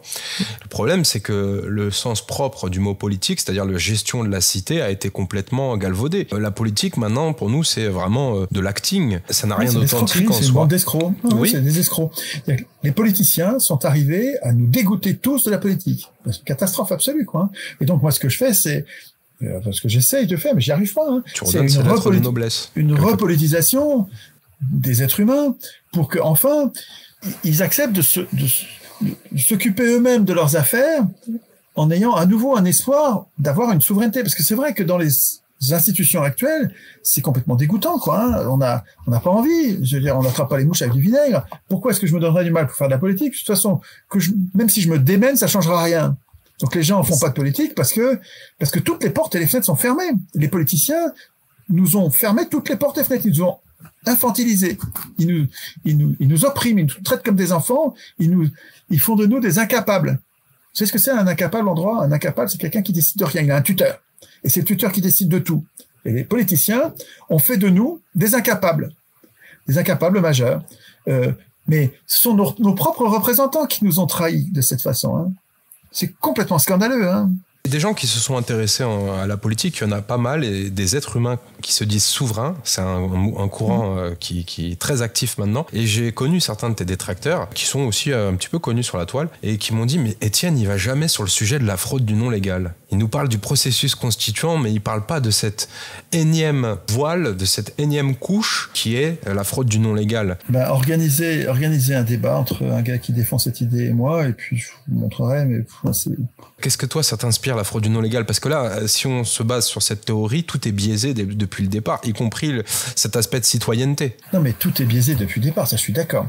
Mais tout est biaisé parce que on appelle citoyens des gens qui sont des électeurs. C'est se foutre du monde. Un citoyen, c'est un adulte politique, alors qu'un électeur, c'est un enfant politique qui n'écrit pas les lois auxquelles il consent à obéir. Alors, un citoyen, il décide, il vote les lois auxquelles il consent à obéir, un citoyen.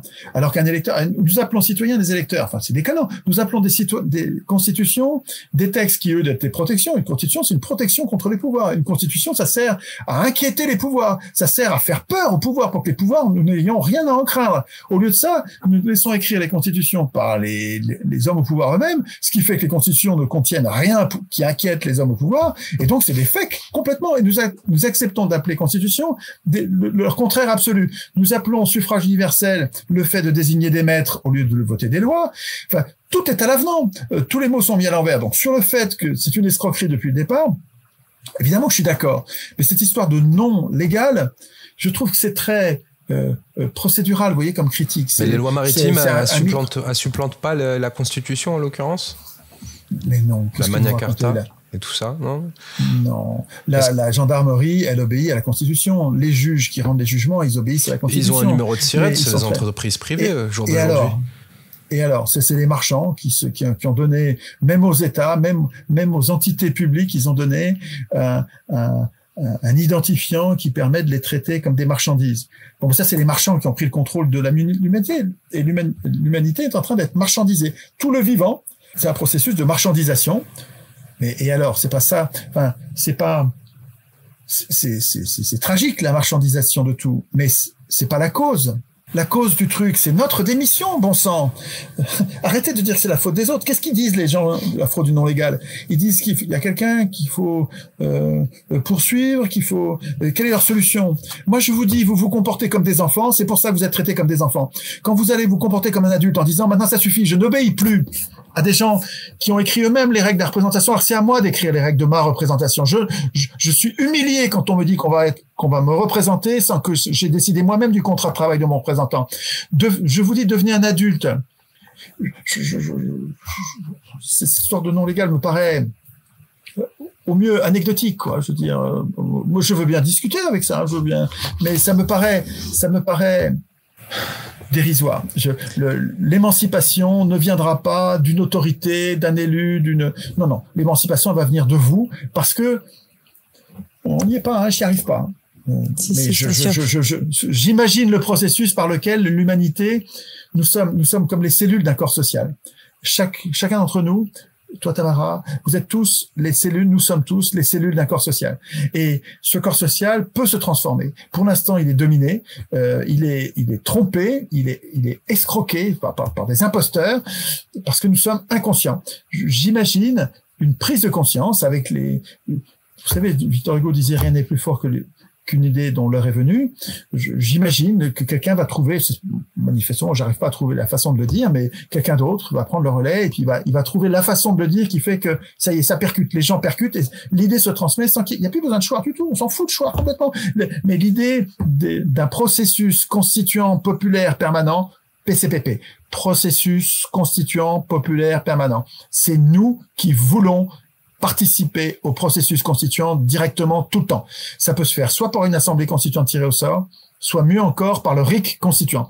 Le référendum d'initiative citoyenne constituant, un vrai de vrai, celui que nous aurons écrit nous-mêmes, lui, il va nous permettre de tout changer petit à petit, progressivement, en plus ça va pas se faire d'un coup, ça va nous permettre de reprendre le contrôle de nos vies. Mais il faut qu'on soit tous à le vouloir, quoi. Si on le veut, on l'aura. Hein. Le problème, c'est que tout le monde s'en fout. Vous en foutez, vous allez avoir la guerre et la dévastation, comme d'habitude. Mais c'est pas la faute des autres, hein. C'est pas la faute du non légal, je sais pas quoi. C'est notre faute, notre démission. On dit c'est pas mon boulot, c'est pas moi qui le ferai. Notre démission du processus constituant, on va la payer par l'asservissement. Moi, je vois un lien direct, pardon Rudy, mais je voyais un lien direct justement entre politique et spiritualité. Ce que tu nous apportes là, Étienne, si je le remets à l'échelle de l'individu, c'est exactement la même chose. Donc, tu as utilisé le mot, c'est un processus. Et là où je te dis non, si c'est pas un échec, c'est en train de fonctionner, on peut faire exactement la même corrélation avec justement le milieu spirituel, où ça semble être à l'extérieur, où il y a plein d'humains qui sont en train de se proposer ce processus intérieur de renaître à leur souveraineté souveraineté déjà individuelle.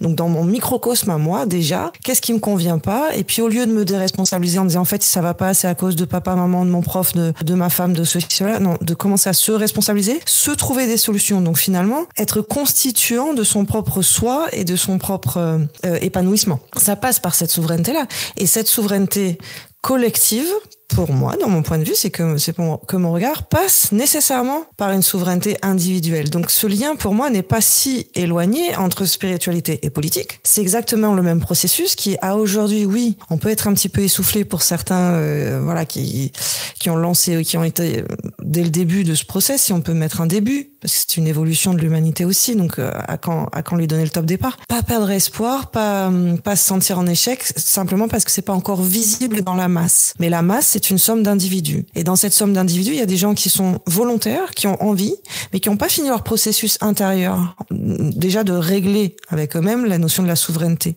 Comment alors pouvoir contribuer au collectif? C'est une vraie question ouverte. Hein. Est-ce que des individus qui sont pas déjà eux-mêmes dans leur souveraineté, juste eux avec eux-mêmes, et eux dans leur tout petit cercle familial, sociétal, culturel, religieux s'il y en a, professionnel, etc.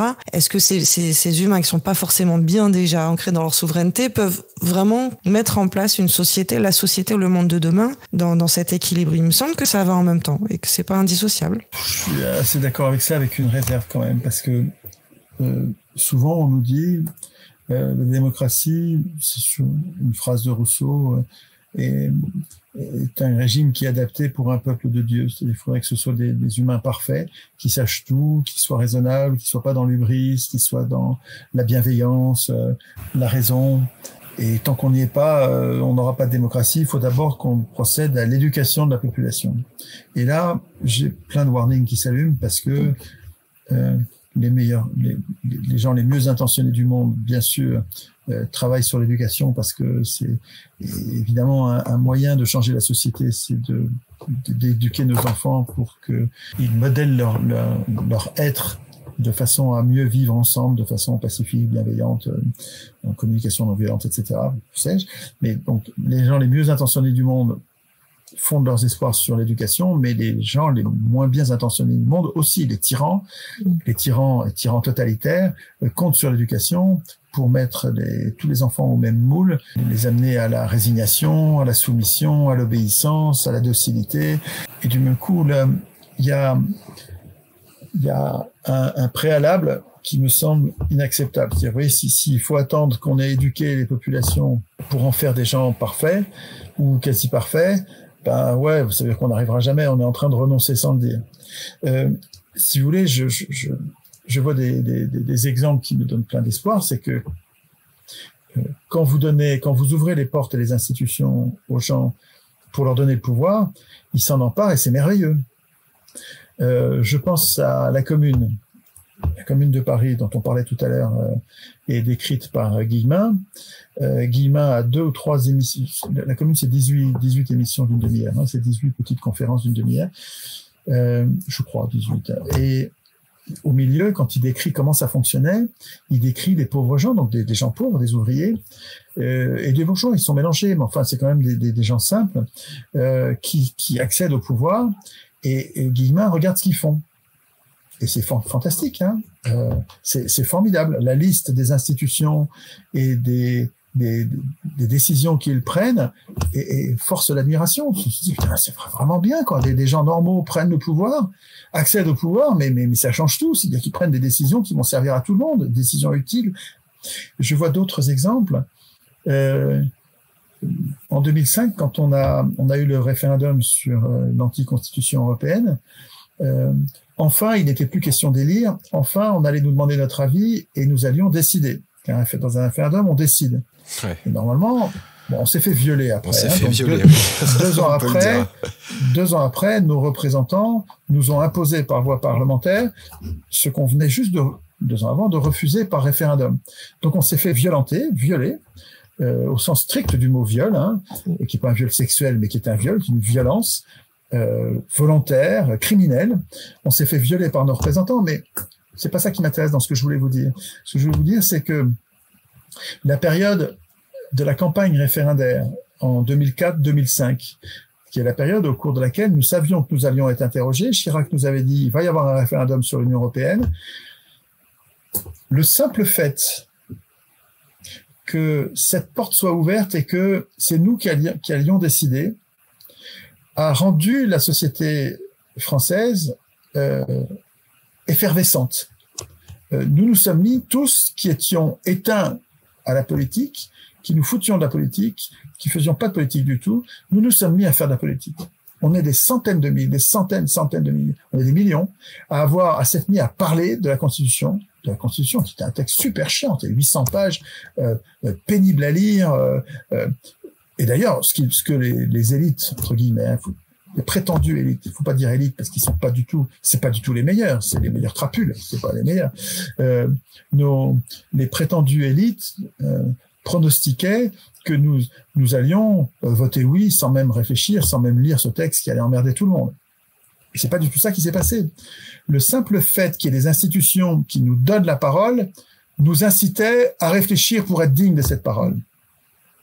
Et comme de la même façon, quand vous désignez les jurés d'assises, les gens qui sont désignés aux jurés d'assises, ils sont tirés au sort, eh ben, ils prennent les choses très au sérieux, ils font ça du mieux qu'ils peuvent, et ils ont un poids sur les épaules, ils ont peur, ils ont peur de mal faire, et du même coup, ça les pousse à bien faire, ils réfléchissent beaucoup, ils sont très sensés, très raisonnables, en fait, hein.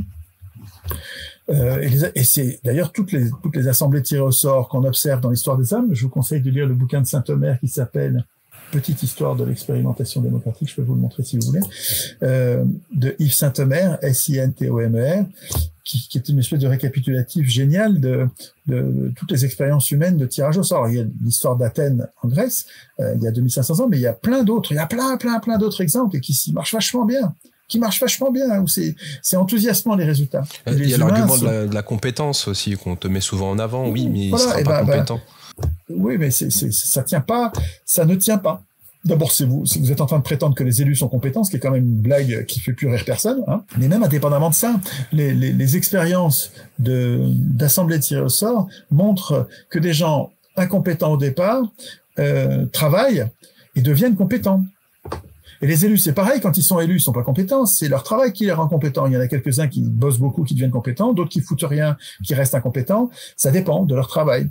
C'est le travail qui rend compétent. Alors, le tiré au sort, selon toi, ne devrait pas refuser son mandat. En l'occurrence, on devrait mettre en place des lois qui l'obligent en quelque sorte à assumer son rôle.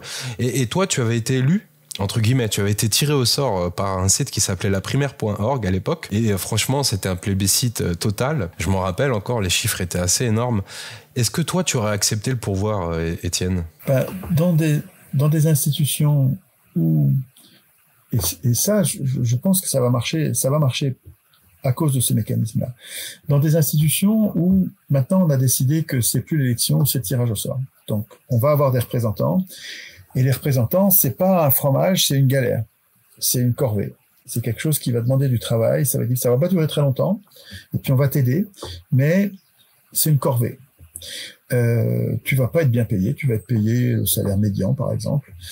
Donc le salaire médian, c'est le salaire au-dessus duquel et en dessous duquel il y a le même nombre de personnes dans le pays. Aujourd'hui, je crois que c'est 1 500 € par mois. Donc tu vas être payé, ce sera pas une fortune. Bon, les frais que tu auras engagés, ils seront remboursés. Et puis, tu vas avoir un mandat court et on compte sur toi. Et on va vérifier ton travail et tu seras puni si tu déconnes.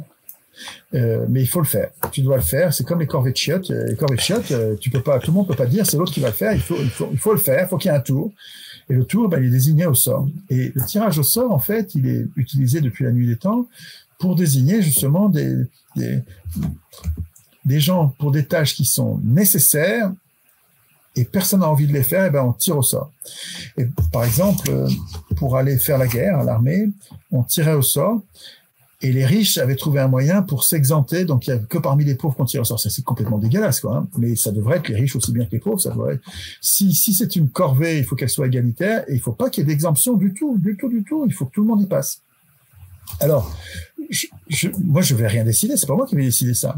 Je vous suggère d'y réfléchir et vous allez voir qu'il y a des raisons de choisir cette façon de faire. Parce qu'on pourrait aussi bien dire, on tire au sort, puis si tu veux pas, tu le fais pas. Si tu veux pas, tu le fais pas, et on va en tirer au sort un autre. On va prendre le suivant sur la liste des tirés au sort. On peut faire ça. Mais comprenez bien que si vous faites ça, vous allez à nouveau vous retrouver avec ceux qui veulent le pouvoir. Les moins vertueux. Parce que tous les gens bien, ils vont dire non. Mais c'est cette notion de la vertu qui est intéressante, c'est ce prisme très spirituel chez toi, c'est cette humilité quelque part, tu vois. Et on a tous de la vertu et du vice en nous. Personne n'est parfait, personne n'est un saint, personne. Oui, nous avons tous des vices et des vertus. Et ça dépend des moments, ça dépend des opinions, ça dépend des sujets, ça dépend... personne n'est parfait. Par contre, on pourrait très bien avoir des institutions qui nous incitent à la vertu, et qui favorisent, qui nous incitent à la vertu et qui nous désincitent du vice, qui nous fassent peur, parce que si on a du vice, on va le payer, il va y avoir une vraie responsabilité, pas une fausse, comme aujourd'hui, les élus sont pas responsables. Les mecs qui ont détruit le droit du travail, Macron a détruit le droit du travail, détruit la sécurité sociale, il a détruit les retraites, il a détruit la souveraineté du pays, il a vendu les biens stratégiques, Alstom, les turbines nucléaires, donc ça veut dire la sécurité de l'armée à nos pires ennemis, aux Américains. C'est un traître absolu, il devrait être en prison, et au lieu de ça, il sera absolument impuni. Donc nos représentants n'ont pas de responsabilité du tout. On pourrait très bien imaginer que nos représentants soient responsables de ce qu'ils font, comme ils l'étaient à Athènes, hein, et ils vont se comporter très différemment. Ça ne veut pas dire qu'ils vont faire que des choses bien, peut-être qu'ils vont se tromper, mais au moment de la reddition des comptes, quand ils vont expliquer qu'ils se sont trompés, ils vont rappeler, comme faisaient à Athènes les gens qui rendaient des comptes, hein, ils disaient attendez, souvenez-vous quand même que on est comme vous, hein, et on croyait la même chose que vous à l'époque, donc on a fait ce que tout le monde croyait à l'époque. Là, vous êtes en train d'essayer de nous punir pour quelque chose que maintenant c'est avéré est une erreur et ça nous a coûté cher, ou ça c'est une grosse erreur, mais c'est pas notre faute. Nous avons fait comme vous, comme nous tous. En fait, on s'est trompé. Et à ce moment-là, ils n'étaient pas punis. On punit les gens qui se goinfrent, qui s'en mettent plein les poches, qui mentent. Je pense que nous avons tous en nous du vice et de la vertu, et que nous pourrions tous être beaucoup plus vertueux dans un système d'institutions qui nous incite à ça et qui nous désincite à déconner. Mais comme disait Asselineau, le poisson pourrit par la tête. Enfin, c'est pas ça, c'est pas de lui, mais effectivement, le système vertueux, on en est bien loin, et ça impliquerait un changement, un bousculement de paradigme tellement massif qu'on serait carrément aux antipodes de la société actuelle. Et c'est là où la dimension spirituelle entre en jeu. Moi, je me rappelle à l'époque en 2012, lors de notre première rencontre, je me rappelle encore, c'était à Paris, chez un des membres du Cercle des volontaires, à l'occasion de l'enregistrement d'une émission, et lors d'un repas, je t'ai demandé si tu croyais en Dieu. Alors que tous autour de la table effectuaient des calculs quasi scientifiques, des débats afin d'entrevoir des solutions politiques, moi je bloquais là-dessus. J'étais face à un homme dégageant une force spirituelle hors norme et qui n'avait pas conscience de cela, ou qui tout au moins n'y accordait que très peu d'intérêt. Et aujourd'hui, plus d'une décennie après, je te repose la question, Étienne, et je me permets de la reformuler. Est-ce que tu crois en la providence ? Non, je crois pas en Dieu, je crois pas en providence, je crois pas en... Et je me trompe peut-être, hein. Ça m'intéresse d'écouter des gens qui, eux, croient en des choses qui, moi, me paraissent extravagantes, enfin, pas plausibles. Il y a quelqu'un que j'aime énormément, qui s'appelle Anna Sayan, vous connaissez peut-être, qui est sur Facebook, active sur Facebook, et il y a quelqu'un qui a écrit un bouquin en sélectionnant des billets qu'elle fait. C'est pas Anna qui a fait le bouquin. Donc, de l'obéissance ou de la révolte, hein, pour ceux qui nous écoutent sur les plateformes de podcast. Quelle est l'attitude la plus... Quelle est l'attitude la plus risquée ? La plus risquée. Est-ce que c'est l'obéissance qui est risquée, ou est-ce que c'est la révolte qui est risquée ? Et en fait, Anna, elle a un côté chamane, je crois. C'est ce qu'elle dit quand elle parle d'elle-même. Et en fait, c'est souvent... Elle prend beaucoup de recul sur les choses, et elle rêve d'une société où on donnerait. On deviendrait capable de donner sans rien attendre en retour. J'ai un autre ami cher aussi qui s'appelle Dominique Gagne, et qui défend la même idée d'une société où nous serions devenus capables de donner sans rien attendre en retour. Et une humanité, on imagine bien sûr que si une humanité composée de gens qui deviennent si altruistes va être plus agréable à vivre que l'espèce de guerre permanente et de méfiance permanente qu'on vit aujourd'hui. Donc je suis à l'écoute de ce qu'il me raconte quand il me parle de choses qui me semblent surnaturelles et un peu fantasques. Je suis pas fermé à ça. je l'écoute en espérant apprendre quelque chose, mais moi, je ne crois pas en Dieu du tout. J'ai l'impression que l'idée de Dieu est une invention de l'homme et qu'elle est utile. Elle sert à quelque chose. Elle sert à nous rassurer sur cette fichue mort qui nous attend, parce qu'on voit bien que la mort nous attend, on voit bien que le sort des vivants, c'est de mourir. Et l'idée de Dieu, elle est très rassurante par rapport à cette idée-là, parce que si on meurt, c'est pas fini, ça va continuer. En plus, tout ce qui est inexplicable devient expliqué. On trouve il n'y a plus vraiment de mystère. Il n'y a plus qu'un seul mystère, c'est Dieu. Et puis, finalement, c'est une idée assez rassurante. Je vois bien ce que ça a de rassurant, mais moi, ça me suffit pas. Enfin, ça me suffit pas pour me rassurer, parce que je vois bien que c'est une construction intellectuelle. Il me semble, moi, j'ai réfléchissais l'autre jour avec une amie à ce qui fait que je trouve du sens à la vie sans Dieu. Et j'ai trouvé, en y réfléchissant, que le fait de s'occuper des autres, plutôt que de s'occuper de soi-même, donne du sens à la vie. Alors, je sais bien que c'est un côté illusion, c'est sans doute une illusion, parce que probablement, peut-être, la vie n'a pas de sens. Et c'est ça qui est désespérant et terrifiant, c'est que la vie n'aurait pas de sens. Mais quand on s'occupe des autres, quand on se donne du mal pour les autres, je trouve, ce que je ressens, c'est vraiment que la vie prend du sens. Ma vie sert à quelque chose. Et je vois le bonheur des gens du fait de ce que j'ai fait d'une façon ou d'une autre, ça donne du sens à la vie. Alors, c'est un peu récursif, parce que si c'est le sens pour les autres, qui eux-mêmes, c'est comme une pyramide de Ponzi, quoi. Enfin, je pense pas que ça puisse être qualifié de spirituel comme... Alors Tamara, alors là justement, on a l'occasion aujourd'hui de vous présenter un personnage exceptionnel en ce sens, qui fait partie de ces gens très spirituels qui se revendiquent comme ne l'étant absolument pas. Pas du tout.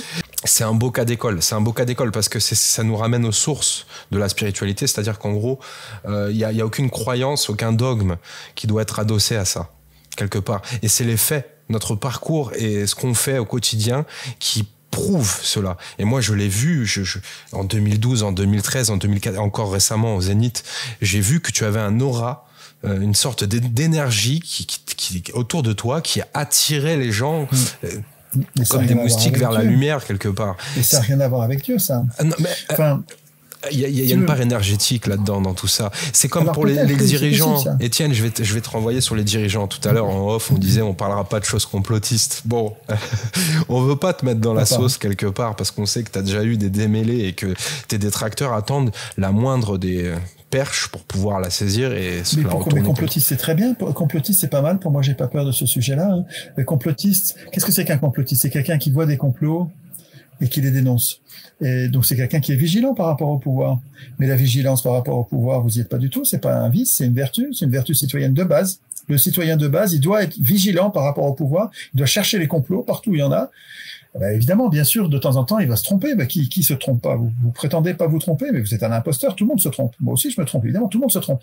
Et on cherche les endroits où on se trompe pour se tromper de moins en moins. Mais le fait que de temps en temps, les complotistes dénoncent des complots qui n'existent pas, en fait, ils sont trompés, ils ont cru voir un complot et en fait, ça n'en était pas un, mais ça présente aucun danger. Rien. Danger, zéro danger. Ça, là. Le complotiste qui s'est trompé et qui a vu un danger là où il n'y en avait pas, voilà, il s'est ridiculisé si c'était vraiment gros, et il a cru, et puis il s'est honoré, en fait, en voyant un truc, c'est vrai que ça aurait pu l'être, bon, c'est vrai, il s'est trompé, mais c'est pas grave. Pour tous les autres complots qu'il a dénoncés, qui étaient des vrais complots, il fait un boulot très important.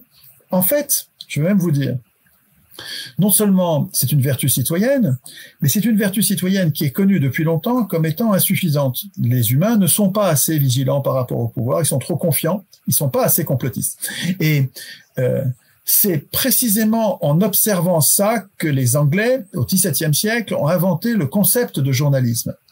Les journalistes, depuis leur origine, dans le sens fort du terme journaliste, dans le sens réel, utile du mot journalisme.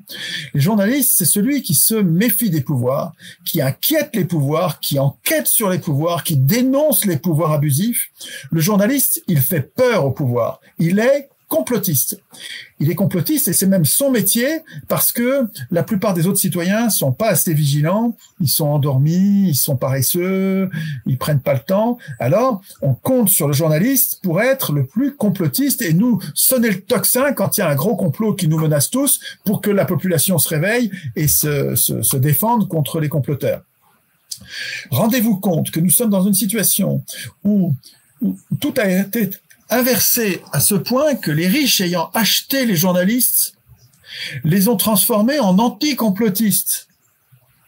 Les riches ont acheté les journaux pour conforter les pouvoirs, pour appuyer les pouvoirs, pour servir les pouvoirs au lieu de les asservir, au lieu de les inquiéter. Et ceux qui se prétendent journalistes aujourd'hui sont écoutez-moi, des anti-journalistes.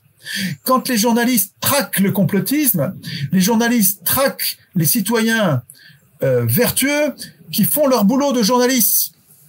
En étant payés par les comploteurs. En étant payés par les comploteurs, voilà, exactement. Absolument, Tamara.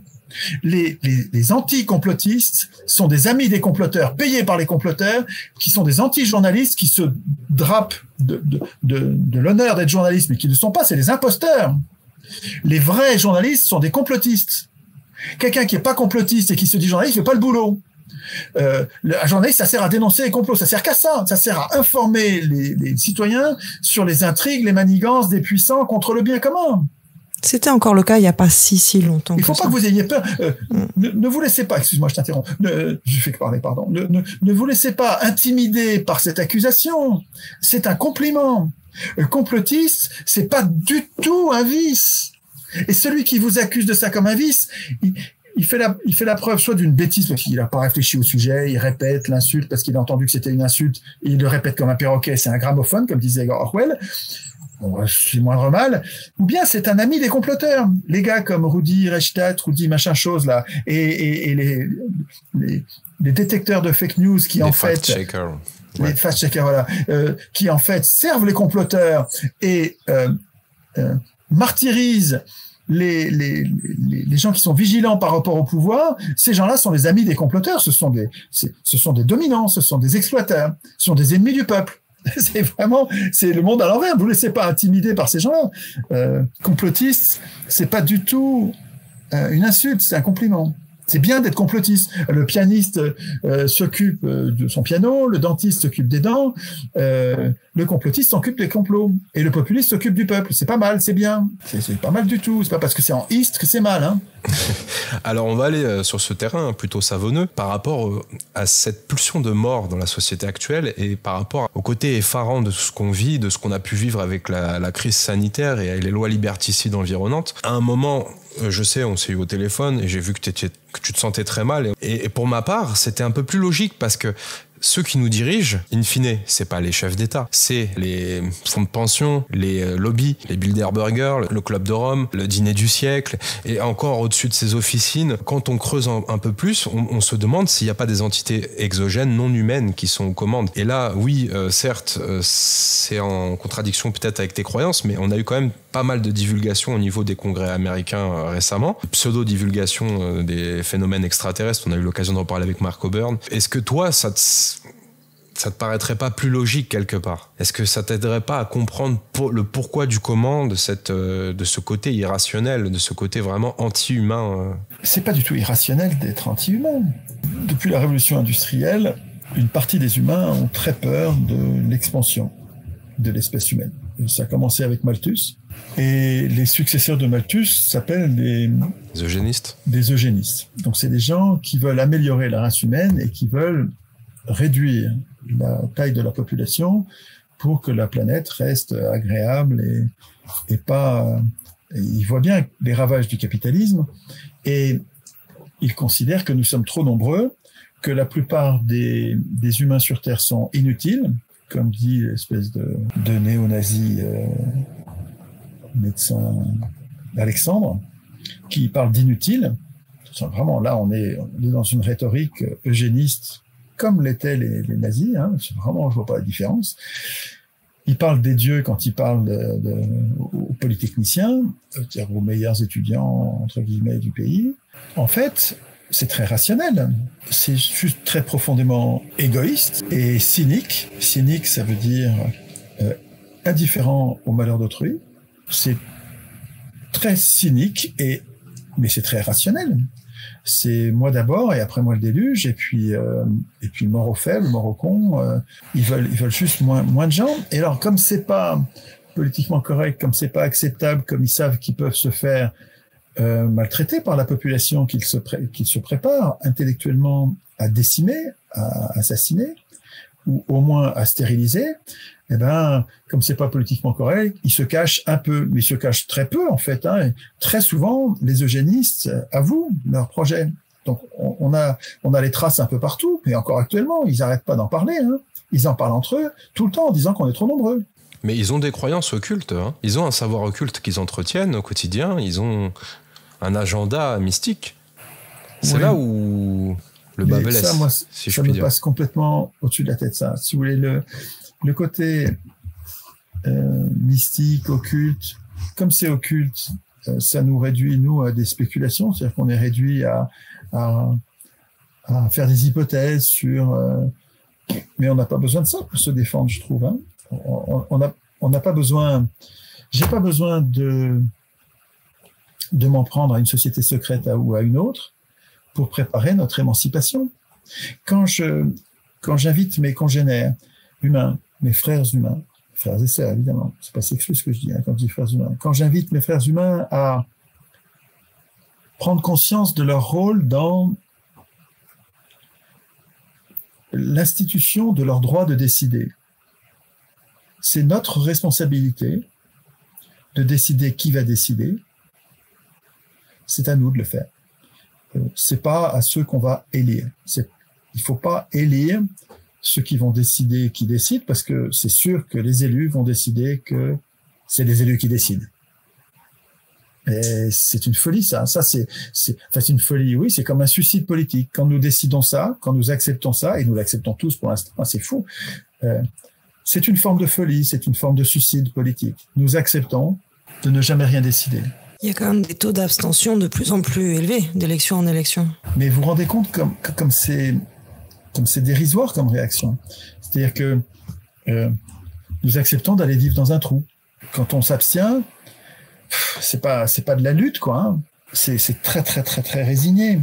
Vous savez, avant la Deuxième Guerre mondiale, donc dans les années 30, en 32, donc Hitler est arrivé en 33 au pouvoir, en février 33.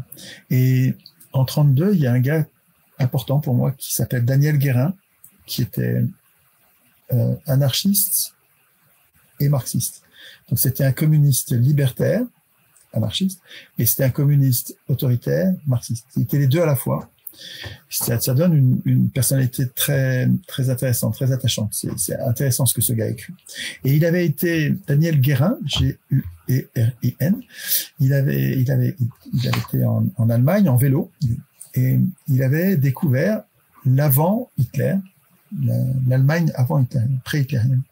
Et il avait découvert dans la campagne, avant d'arriver à Berlin, il avait découvert des communautés qui sont probablement des communautés que vous appelez vous de vos voeux. Je le sens à ce que vous dites. Les abstentionnistes, les gens qui développent une spiritualité qui leur permet de s'échapper des contingences et de la dureté du monde et qui arrêtent de lutter contre le monde actuel et qui, en fait, essayent de construire ici et maintenant un monde meilleur. Daniel Guérin a vu en Allemagne des milliers, il y en avait partout, une effervescence de petites collectivités anarchistes, comme des tribus, qui vivent ensemble, qui vivent démocratiquement, égalité, hommes-femmes, pacifique, communication non violente. Il était enthousiasmé par ça. Et puis ensuite, il arrive à Berlin et il étudie la situation désespérante des syndicats qui résistent mal au fascisme qui monte. Et il expliquait, dans un autre livre, il expliquait « Quand le fascisme nous devançait », le titre du bouquin. Parce que le fascisme, en fait, arrivait mieux à convaincre les jeunes gens que les communistes, qu'ils soient libertaires ou marxistes, parce qu'il y a deux communismes, un communisme libertaire et un communisme autoritaire, les anarchistes et les marxistes. Et ces deux types de communistes n'arrivaient pas à convaincre les jeunes fascistes. Les jeunes fascistes, en fait, en avaient marre de la corruption du système bourgeois et voulaient un monde avec, ils se méfiaient du peuple, et ils voulaient un monde avec un duce, un Führer, un chef, quoi, un roi. Ils voulaient un monde avec une poigne qui reprenne le contrôle de la corruption, et ils étaient anticommunistes, ils voulaient pas du tout entendre parler. Et Daniel Guérin étudie ça dans son bouquin, mais ce que je veux vous dire, c'est que les Allemands de l'époque, les jeunes Allemands de l'époque, les jeunes et vieux d'ailleurs, il y avait tous les âges, faisaient des communautés pendant que le fascisme montait. Et je vous signale qu'en ce moment, le fascisme monte chez nous, hein, partout. Vous devez le sentir quand même, hein, que les libertés régressent, que la violence policière, administrative, arbitraire augmente partout chez nous. Hein. À l'occasion de la crise du Covid, c'était flagrant. Hein. Ouais. C'est flagrant. Vous devez sentir ça. Eh ben, pendant l'équivalent en Allemagne, Daniel Guérin observe des gens délicieux, hein, des anarchistes, des communautés anarchistes, communistes, qui essayent de fabriquer ici et maintenant un monde meilleur. Et pendant ce temps, le fascisme s'installe. Il va bientôt gagner les élections. Et il les gagne. Daniel Guérin revient chez lui, et il revient l'année d'après, en 1933. Il revient en Allemagne, encore en vélo. C'est la suite du bouquin. C'est un petit bouquin, hein, c'est pas long cette histoire. Hein, et il raconte ce qu'il voit après. La première chose qu'Hitler a faite en arrivant au pouvoir, avant d'arriver au pouvoir, il prenait les noms. Et la première chose qu'il a faite en arrivant au pouvoir, c'est qu'il a détruit toutes ces communautés. Il a mis tout ce monde-là en prison. Donc, la leçon de ça, c'est que ça suffit pas de construire un monde meilleur. Vous voyez, de mettre l'accent sur la spiritualité, sur le fait que individuellement ça va mieux, on se construit soi-même. C'est vrai qu'on est un être meilleur, mais si on résiste au pouvoir, le pouvoir va nous détruire parce qu'on n'a pas su pensée collective, vous voyez, une émancipation collective. Ce que je dis aux anarchistes que j'aime, hein, moi je suis anarchiste, je suis un anarchiste étatiste. C'est paradoxal. Il y a un gars que j'ai trouvé, ça me donne de la force de l'avoir trouvé d'ailleurs, hein, parce que la plupart des anarchistes sont anti-État. Ouais. Et ça me paraît contradictoire. C'est-à-dire qu'on peut pas, c'est voué à la perte. C'est-à-dire que Hitler va détruire ces sociétés-là.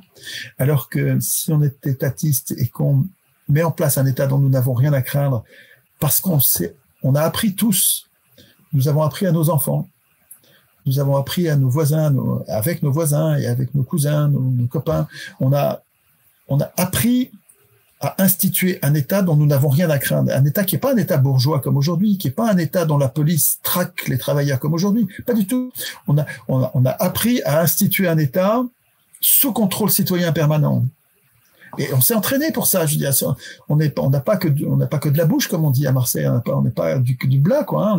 On n'est pas des bouches, on n'est pas des, comment on dit les Marseillais, on est trompettes. On n'est pas des trompettes. On s'est entraîné vraiment. On a travaillé, quoi. Hein. Je pense que si on fait pas ce travail, le fascisme nous anéantira, quoi. Hein. Physiquement, il enverra la gendarmerie qui vous capturera le matin à 6h, qui vous jettera dans une prison. Et Assange disait, vous savez, qui croupit en prison pour nous avoir sauvés, pour nous avoir défendus. Hein. C'est l'icône du journalisme mondial. Ça devrait être l'emblème. Il est dans 3 ou 4 mètres carrés maintenant, je crois. C'est affreux, c'est affreux. Il est torturé comme aucune personne n'est torturée. C'est affreux. Et l'État le fait savoir pour bien montrer ce qui attend les vrais résistants. Voilà ce que l'État leur fait. Mais c'est pas le seul État possible. Hein. Je comprends les anarchistes qui détestent l'État parce que quand on voit ça, on se dit putain, l'État c'est quand même une saloperie, il prend trop de place et si tout, il va nous écraser. Ok. Mais c'est pas le seul État possible. Cet État n'est tyrannique. Écoutez bien. Que parce que nous démissionnons de son institution. Si c'est nous qui écrivions, c'est ultra politique ce que je vous dis. Hein. Et c'est communautaire. Il faut qu'on s'y mette tous. Les gens de gauche, de droite, nous avons tous intérêt à pas être écrasés par l'État, hein, les gens de gauche comme de droite. Les gens de droite, il y a que les tout petits 1 pour 1000 qui vont être sauvés, mais les 1% les plus riches, là, ils vont se faire écraser comme les autres. Hein. Un État totalitaire, ça écrabouille. Hein. Et on a tous intérêt à ça. Mais donc c'est ultra politique. Je vous appelle, je vous incite, je sais pas comment faire parce que je sais bien que ça marche pas. Hein. J'arrive pas à trouver les mots pour que vous vous mettiez au travail. Mais nous nous en sortirons qu'en apprenant, et peut-être faudra-t-il l'apprendre à nos enfants et ceux qui font le boulot, qu'en apprenant à instituer un État dont nous n'ayons rien à craindre. Oui, donc on nous renvoie à l'ancrage. Et c'est collectif. Et c'est collectif. Hein. Oui, et c'est le message de cette émission aujourd'hui avec toi, parce qu'on est tous un petit peu perchés parfois de temps à autre. Nous, notre communauté, on la renvoie aussi vers l'ancrage et vers le fait que la politique, c'est pas un gros mot. Excuse-moi, je continue à réfléchir à ce que tu me disais tout à l'heure, ou ce que Tamara me disait tout à l'heure. Tamara me disait, il y a un travail individuel qui est nécessaire avant la mutation collective. Et c'est pas du tout antinomique, je pense comme elle. Je pense comme vous, là. Mais simplement, au lieu que ce soit ésotérique, bon, moi, c'est plus pragmatique. Je dis, c'est notre transformation individuelle en constituant. Quand j'écris, nos représentants seront nos serviteurs. Et nous refusons, j'invente au fur et à mesure, hein, et nous refusons. Et pour moi, une constitution, ça doit être écrite en termes simples comme ça. Il faut l'écrire en des termes du peuple, de la population. Il ne faut pas l'écrire en termes juridiques. Il ne faut pas que ce soit une technique. Il ne faut pas qu'il y ait des codes. Hein. Il faut que ce soit écrit en termes simples. Nos représentants seront nos serviteurs et nous refusons qu'ils deviennent nos maîtres. Bon, le simple fait d'écrire ça fait que je change de nature. Je suis plus le même qu'avant de l'écrire. Quand je l'écris, je deviens un adulte politique. Je prends conscience de l'humiliation qu'il y a à être traité comme un enfant politique par le biais de l'élection, par le moyen de l'élection. L'élection est le moyen de faire de moi un enfant politique à vie. Quand je réalise, quand j'écris, enfin, j'ai le culot de désobéir. On veut pas que j'écrive, mais je l'écris quand même. Nulle part il est prévu que le peuple puisse écrire la Constitution. On nous l'interdit. Les élus nous interdisent d'écrire la Constitution. Ils veulent pas qu'on le fasse. Ils veulent qu'on reste des enfants. Quand je prends la plume et que je commence à m'entraîner à écrire les règles d'asservissement des élus aux électeurs, peut-être qu'il y aura l'élection. Mais c'est une élection qu'on aura écrite nous, qu'on aura programmée nous, et les élus vont avoir peur de nous tout le temps, parce qu'ils seront virables. À tout moment, on pourra les virer. À tout moment. Les bourgeois disent, non, il faut leur faire confiance à mi-mandat. Non. Quand on n'en veut plus, il faut qu'on puisse s'en débarrasser. On va l'écrire. Quand je l'écris, je me transforme dans mon être individuel, Tamara. Donc, je suis d'accord avec toi. Il y a une transformation individuelle préalable nécessaire. Mais je pense pas à toute une éducation, vous voyez, toute l'éducation à la bienveillance, à la non-violence, à apprendre l'histoire, la géographie, les mathématiques, le français. J'ai pas besoin de tout ça. Je te rassure, je pensais pas à ça non plus. Hein. Je pensais plus à une initiation, un travail personnel dans le sens de l'initiation à la souveraineté. Ça s'apprend parce que justement, le petit enfant d'aujourd'hui n'apprend pas ni à l'école ni ailleurs à développer sa souveraineté. On a l'éducation sexuelle à défaut. Ouais, merci. Au secours. T'as les violeurs qui sont au pouvoir, qui sont des violeurs sexuels, qui abusent parce qu'ils sont impunis, qui sont en train d'organiser leur réservoir à chair fraîche. Ah, c'est affreux ce qui se passe là. Ce sujet-là aussi est très compliqué. On peut pas tout plomber dans la même soirée, s'il vous plaît. Oui, parce que Tamara, on lui a pas envoyé beaucoup de chamallows. Non, parce que moi, parce qu'après, moi, mais vraiment, excusez-moi, mais sur ce sujet-là aussi, nous avons affaire au même problème. Notre impuissance politique nous interdit de nous défendre et de défendre nos enfants. Mais c'est la même chose, hein. On parle pas d'autre chose. Hein. Finalement, c'est pas de l'impuissance, c'est une déresponsabilisation. C'est en ça que je te proposais cet axe-là, de se dire, mais en fait, c'est d'abord à se responsabiliser individuellement, à reconnaître sa souveraineté, récupérer son pouvoir personnel. Il y a une prise de conscience en amont à effectuer, effectivement. Mais il y a ce passage à l'acte, et c'est là où Étienne, je pense, il vient remettre les pendules à l'heure. Il y a un ancrage aussi qui se perd. L'action, les faits sont importants aussi. L'état d'esprit, certes. Mais au bout d'un moment, il va falloir qu'on se bouge le cul. Mais quand c'est bien en place chez la personne, ça nous donne un Étienne qui ne peut pas rester impuissant, qui ne peut pas rester sans poser une action. Ah ça fait 15 ans, pour moi, il y a 15-20 ans qui crie, c'est un hussard sur le toit. Non, mais Étienne. on parle d'humain. L'évolution, elle se fait pas en 15 ans. Elle se fait en plusieurs générations. Ça peut pas exister. Ça, pour moi, c'est de l'ordre de l'utopie que de s'imaginer qu'en peu de temps... L'utopie, c'est ce qui n'a pas été essayé. Les utopies d'aujourd'hui, c'est les réalités de demain. Ça dépend de nous. Si ce soir, celui qui m'écoute se percute et se met à écrire les règles de la monnaie ou du référendum d'initiative citoyenne ou de la révocation des élus ou des chambres de contrôle, il se met à écrire ces règles avec son voisin, au point avec les mots qu'il faut pour que le voisin sente que c'est son boulot essentiel de voisin d'aller voir son propre voisin. Mais en un an, ça y est, tout le monde, c'est exponentiel, ça va à toute vitesse. Hein. Non, on a affaire à une paresse structurelle de l'être humain qui peut être, enfin, j'espère qu'il peut être vaincu par une façon de parler qui va bousculer les gens dans leur conscience et que j'ai pas trouvé. Peut-être je suis trop gentil. Je suis pas sûr du tout qu'il faille un très long temps pour que moi, si vous voulez, je vois ce qui m'est arrivé à moi. Je lis le nom de Fabius en 2004. Fabius appelle à voter non. Je dis, je fais quoi ce truc-là? Je me mets à lire son petit bouquin qu'il a publié aussitôt, qui est une centaine de pages. Je dis, c'est vrai, c'est quand même inquiétant ce qu'il y a dans cette constitution. Moi, je m'apprêtais à voter oui, comme j'avais voté oui à Maastricht, comment. Je n'étais pas politisé, j'étais comme tout le monde. Je croyais ce qu'on me racontait à la télé. Et puis, ce petit truc me réveille un peu. Et puis ensuite, je me mets à lire, et en lisant le bouquin, je vois Strauss-Kahn qui répond tout de suite à Fabius en lui écrivant un bouquin ouist. Donc, Fabius écrit un bouquin noniste, avec les arguments du non, et puis Strauss-Kahn lui écrit un bouquin ouist, avec les arguments du oui. Et je le lis aussi, et je trouve qu'ils se répondent pas, en fait. Il parle d'autre chose, Strauss-Kahn. Il parle l'Europe c'est la paix, gna gna gna, mais il répond pas aux objections terribles de Fabius. Et alors moi, je me mets à lire le texte, je me mets à lire Raoul Marc Génard. J'écoutais le Diplo et Daniel Mermet depuis des mois. J'étais en train de me réveiller.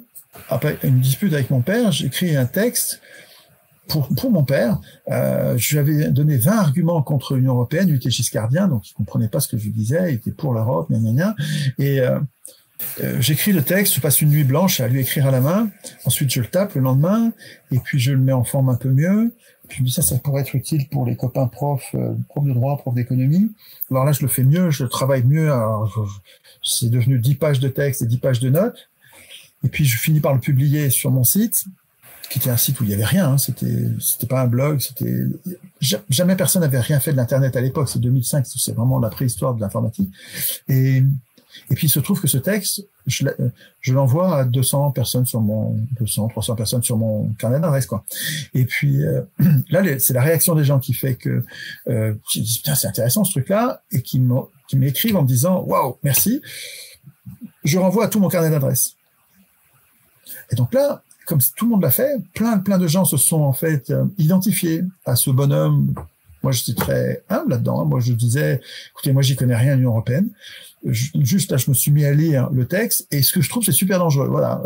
Et je donne 5 règles, 5 principes qui me semblent importants et violés, et qui sont de nature à voter non. Maintenant, je me suis sûrement trompé, disais-je en conclusion, et en introduction. D'ailleurs, je disais, je me suis sûrement trompé quelque part, parce que je me retrouve à être face à des pointueux comme Giscard d'Estaing, Mitterrand, tous ces grands bonshommes, et je dois me tromper quelque part. Donc écrivez-moi, voilà mon adresse, écrivez-moi et dites-moi où je me suis trompé, et je vais modifier le texte que je publie là sur mon site. C'était pas un blog, hein, ce sera pas en direct, mais moi je m'engage à modifier mon texte en fonction de ce que vous m'aurez écrit. Et puis parlons-en, puis on va voir. Le texte va devenir de plus en plus fort. Oh là, les gens se sont emparés du truc, ils se sont envoyés plein. Ils ont écrit à leurs journalistes en disant, qu'est-ce que vous répondez à ce gars, la Choix? Ouais, t'es passé sur TF1 à l'époque. Sur toutes les chaînes. Ouais. Toutes les chaînes de radio, les chaînes les télés, sur télé italienne, Washington Post, enfin, tous les journaux, ils sont tous venus à la maison, Le Monde, tous. Et les gens se sont mis à compter sur moi pour défendre cette idée. Et il n'a pas fallu des générations pour que je change. Alors, tu vois, Tamara, pourquoi est-ce qu'il faudrait des générations pour que ça se passe? La modification, elle se passe assez vite, en fait. Simplement, j'arrive pas à reproduire ce ressort qui fait que les gens se sont mis à compter sur moi, et les gens se sont mis à dire du mal de moi en disant que j'étais un imposteur, un bon à rien, quelqu'un qui connaissait rien, un sous-marin d'extrême gauche, un sous-marin trotskiste. Ça, c'est la rançon du succès. Un sous-marin fasciste, un maga d'extrême droite. Enfin bon, ils se sont mis à dire que j'étais un affreux jojo. Et les deux, donc ceux-là, je voulais leur montrer qu'ils avaient tort, je n'étais pas un affreux jojo. Et puis ceux qui comptaient sur moi, je voulais être à la hauteur. Et donc ça tendait à un ressort que je me suis mis à devenir un militant, quelqu'un qui s'occupe de ça. Et ce que j'essaye de retrouver, d'identifier, c'est qu'est-ce qui fait qu'un gars comme moi devient un militant? Parce qu'il faut qu'on soit plus nombreux, quoi. Pour l'instant, on n'est vraiment pas assez nombreux. Tout le monde s'en fout, quoi. Hein. Si j'en crois ton témoignage, le levier de départ, ça a été... le regard des autres. Je vais m'intéresser. Donc je vais lire déjà le bouquin qui dit oui, je vais lire le bouquin qui dit non. Ouais. Et là, ça a créé chez moi des incohérences. Et poum, je les communique. Un besoin de travailler supplémentaire. Ouais. Donc, je suis allé lire le texte, et puis dans le texte, j'ai trouvé des horreurs, mais des horreurs monstrueuses. Je peux vous parler 8 heures de l'Union européenne. C'est vraiment une saloperie. C'est un système fasciste. C'est un système de destruction des libertés, un système anticommuniste, antisocialiste, anti-solidarité. C'est un système anti-protection, anti-national. C'est un système de libre-échange. C'est un système pour les multinationales. Finalement, plus que la flemme, c'est l'ignorance qu'il faut combattre. Oui, mais bon, on n'aura pas les médias seront contre nous. Les médias des riches vont faire silence sur nous. Ils perdent de l'audience, Étienne. Ils ont une chute d'audience qui est faramineuse, crois-moi. Et Internet est en train de les supplanter, d'où les nouvelles lois qu'il y a eu encore en août. D'ailleurs, il faut vous rappeler que les lois qui sont passées en août 2023, leur première prérogative, c'est de contrer ceux qui contredisent les élections présidentielles, en premier lieu. Et bien entendu, ceux qui parlent de santé. Bon, là, on a coché toutes les cases avec on a fait un combo. On est encore content de passer en dessous des radars. Je te remercie beaucoup, Étienne. Ça va faire 2 heures qu'on est ensemble. C'était vraiment une superbe émission. Pour moi, c'est pas une consécration, mais en tout cas, c'est un bel accomplissement parce que je vais passer quelques extraits juste après du Zénith de Toulon qu'on a eu l'occasion de faire. C'était une histoire assez magique. En 1 semaine ou 2 semaines, on a réussi à aller sur les ronds-points et à récolter 9 000 € pour pouvoir produire le Zénith de Toulon et faire un atelier de constituant de plus de 3 000 personnes. Il y aura le lien qui sera en haut sur la vidéo. Alors, les médias n'ont pas répondu présent, y compris un ami qui était à RT France, et quand RT était encore en vigueur, mais ça restera dans nos cœurs. Et encore un grand merci à tous ceux qui nous ont accompagnés sur cette aventure. Merci Tamara pour ta présence. Plus de chamallows au prochain épisode. Au prochain épisode, un peu plus de chamallows, s'il vous plaît. Merci Étienne, merci beaucoup. C'est comme toujours des axes de réflexion, d'introspection et de passage à l'action. Merci beaucoup. www.amdessine.com pour nous retrouver sur le site Le Magazine. On a toute une nouvelle équipe qui nous a rejoint et qui s'est mis au fourneau, si je puis dire. Donc le magazine est de plus en plus rempli avec de nouveaux articles. Vous nous écoutez également sur les plateformes de podcast. On vous invite à mettre 4 ou 5 étoiles pour améliorer notre référencement, pour nous soutenir. Cette émission, on ne demande que très peu, mais mettez des pouces, partagez-la le plus massivement possible. On vous remercie, on vous dit à la semaine prochaine. Ciao, bye. On leur donne 2 minutes pour comprendre la problématique et rédiger une proposition. C'est extrêmement court. D'habitude, dans nos ateliers constituants, on peut y réfléchir pendant un quart d'heure, 20 minutes. Et encore, on n'aura pas tout trouvé. C'est-à-dire qu'il faut quand même du temps pour arriver à imaginer.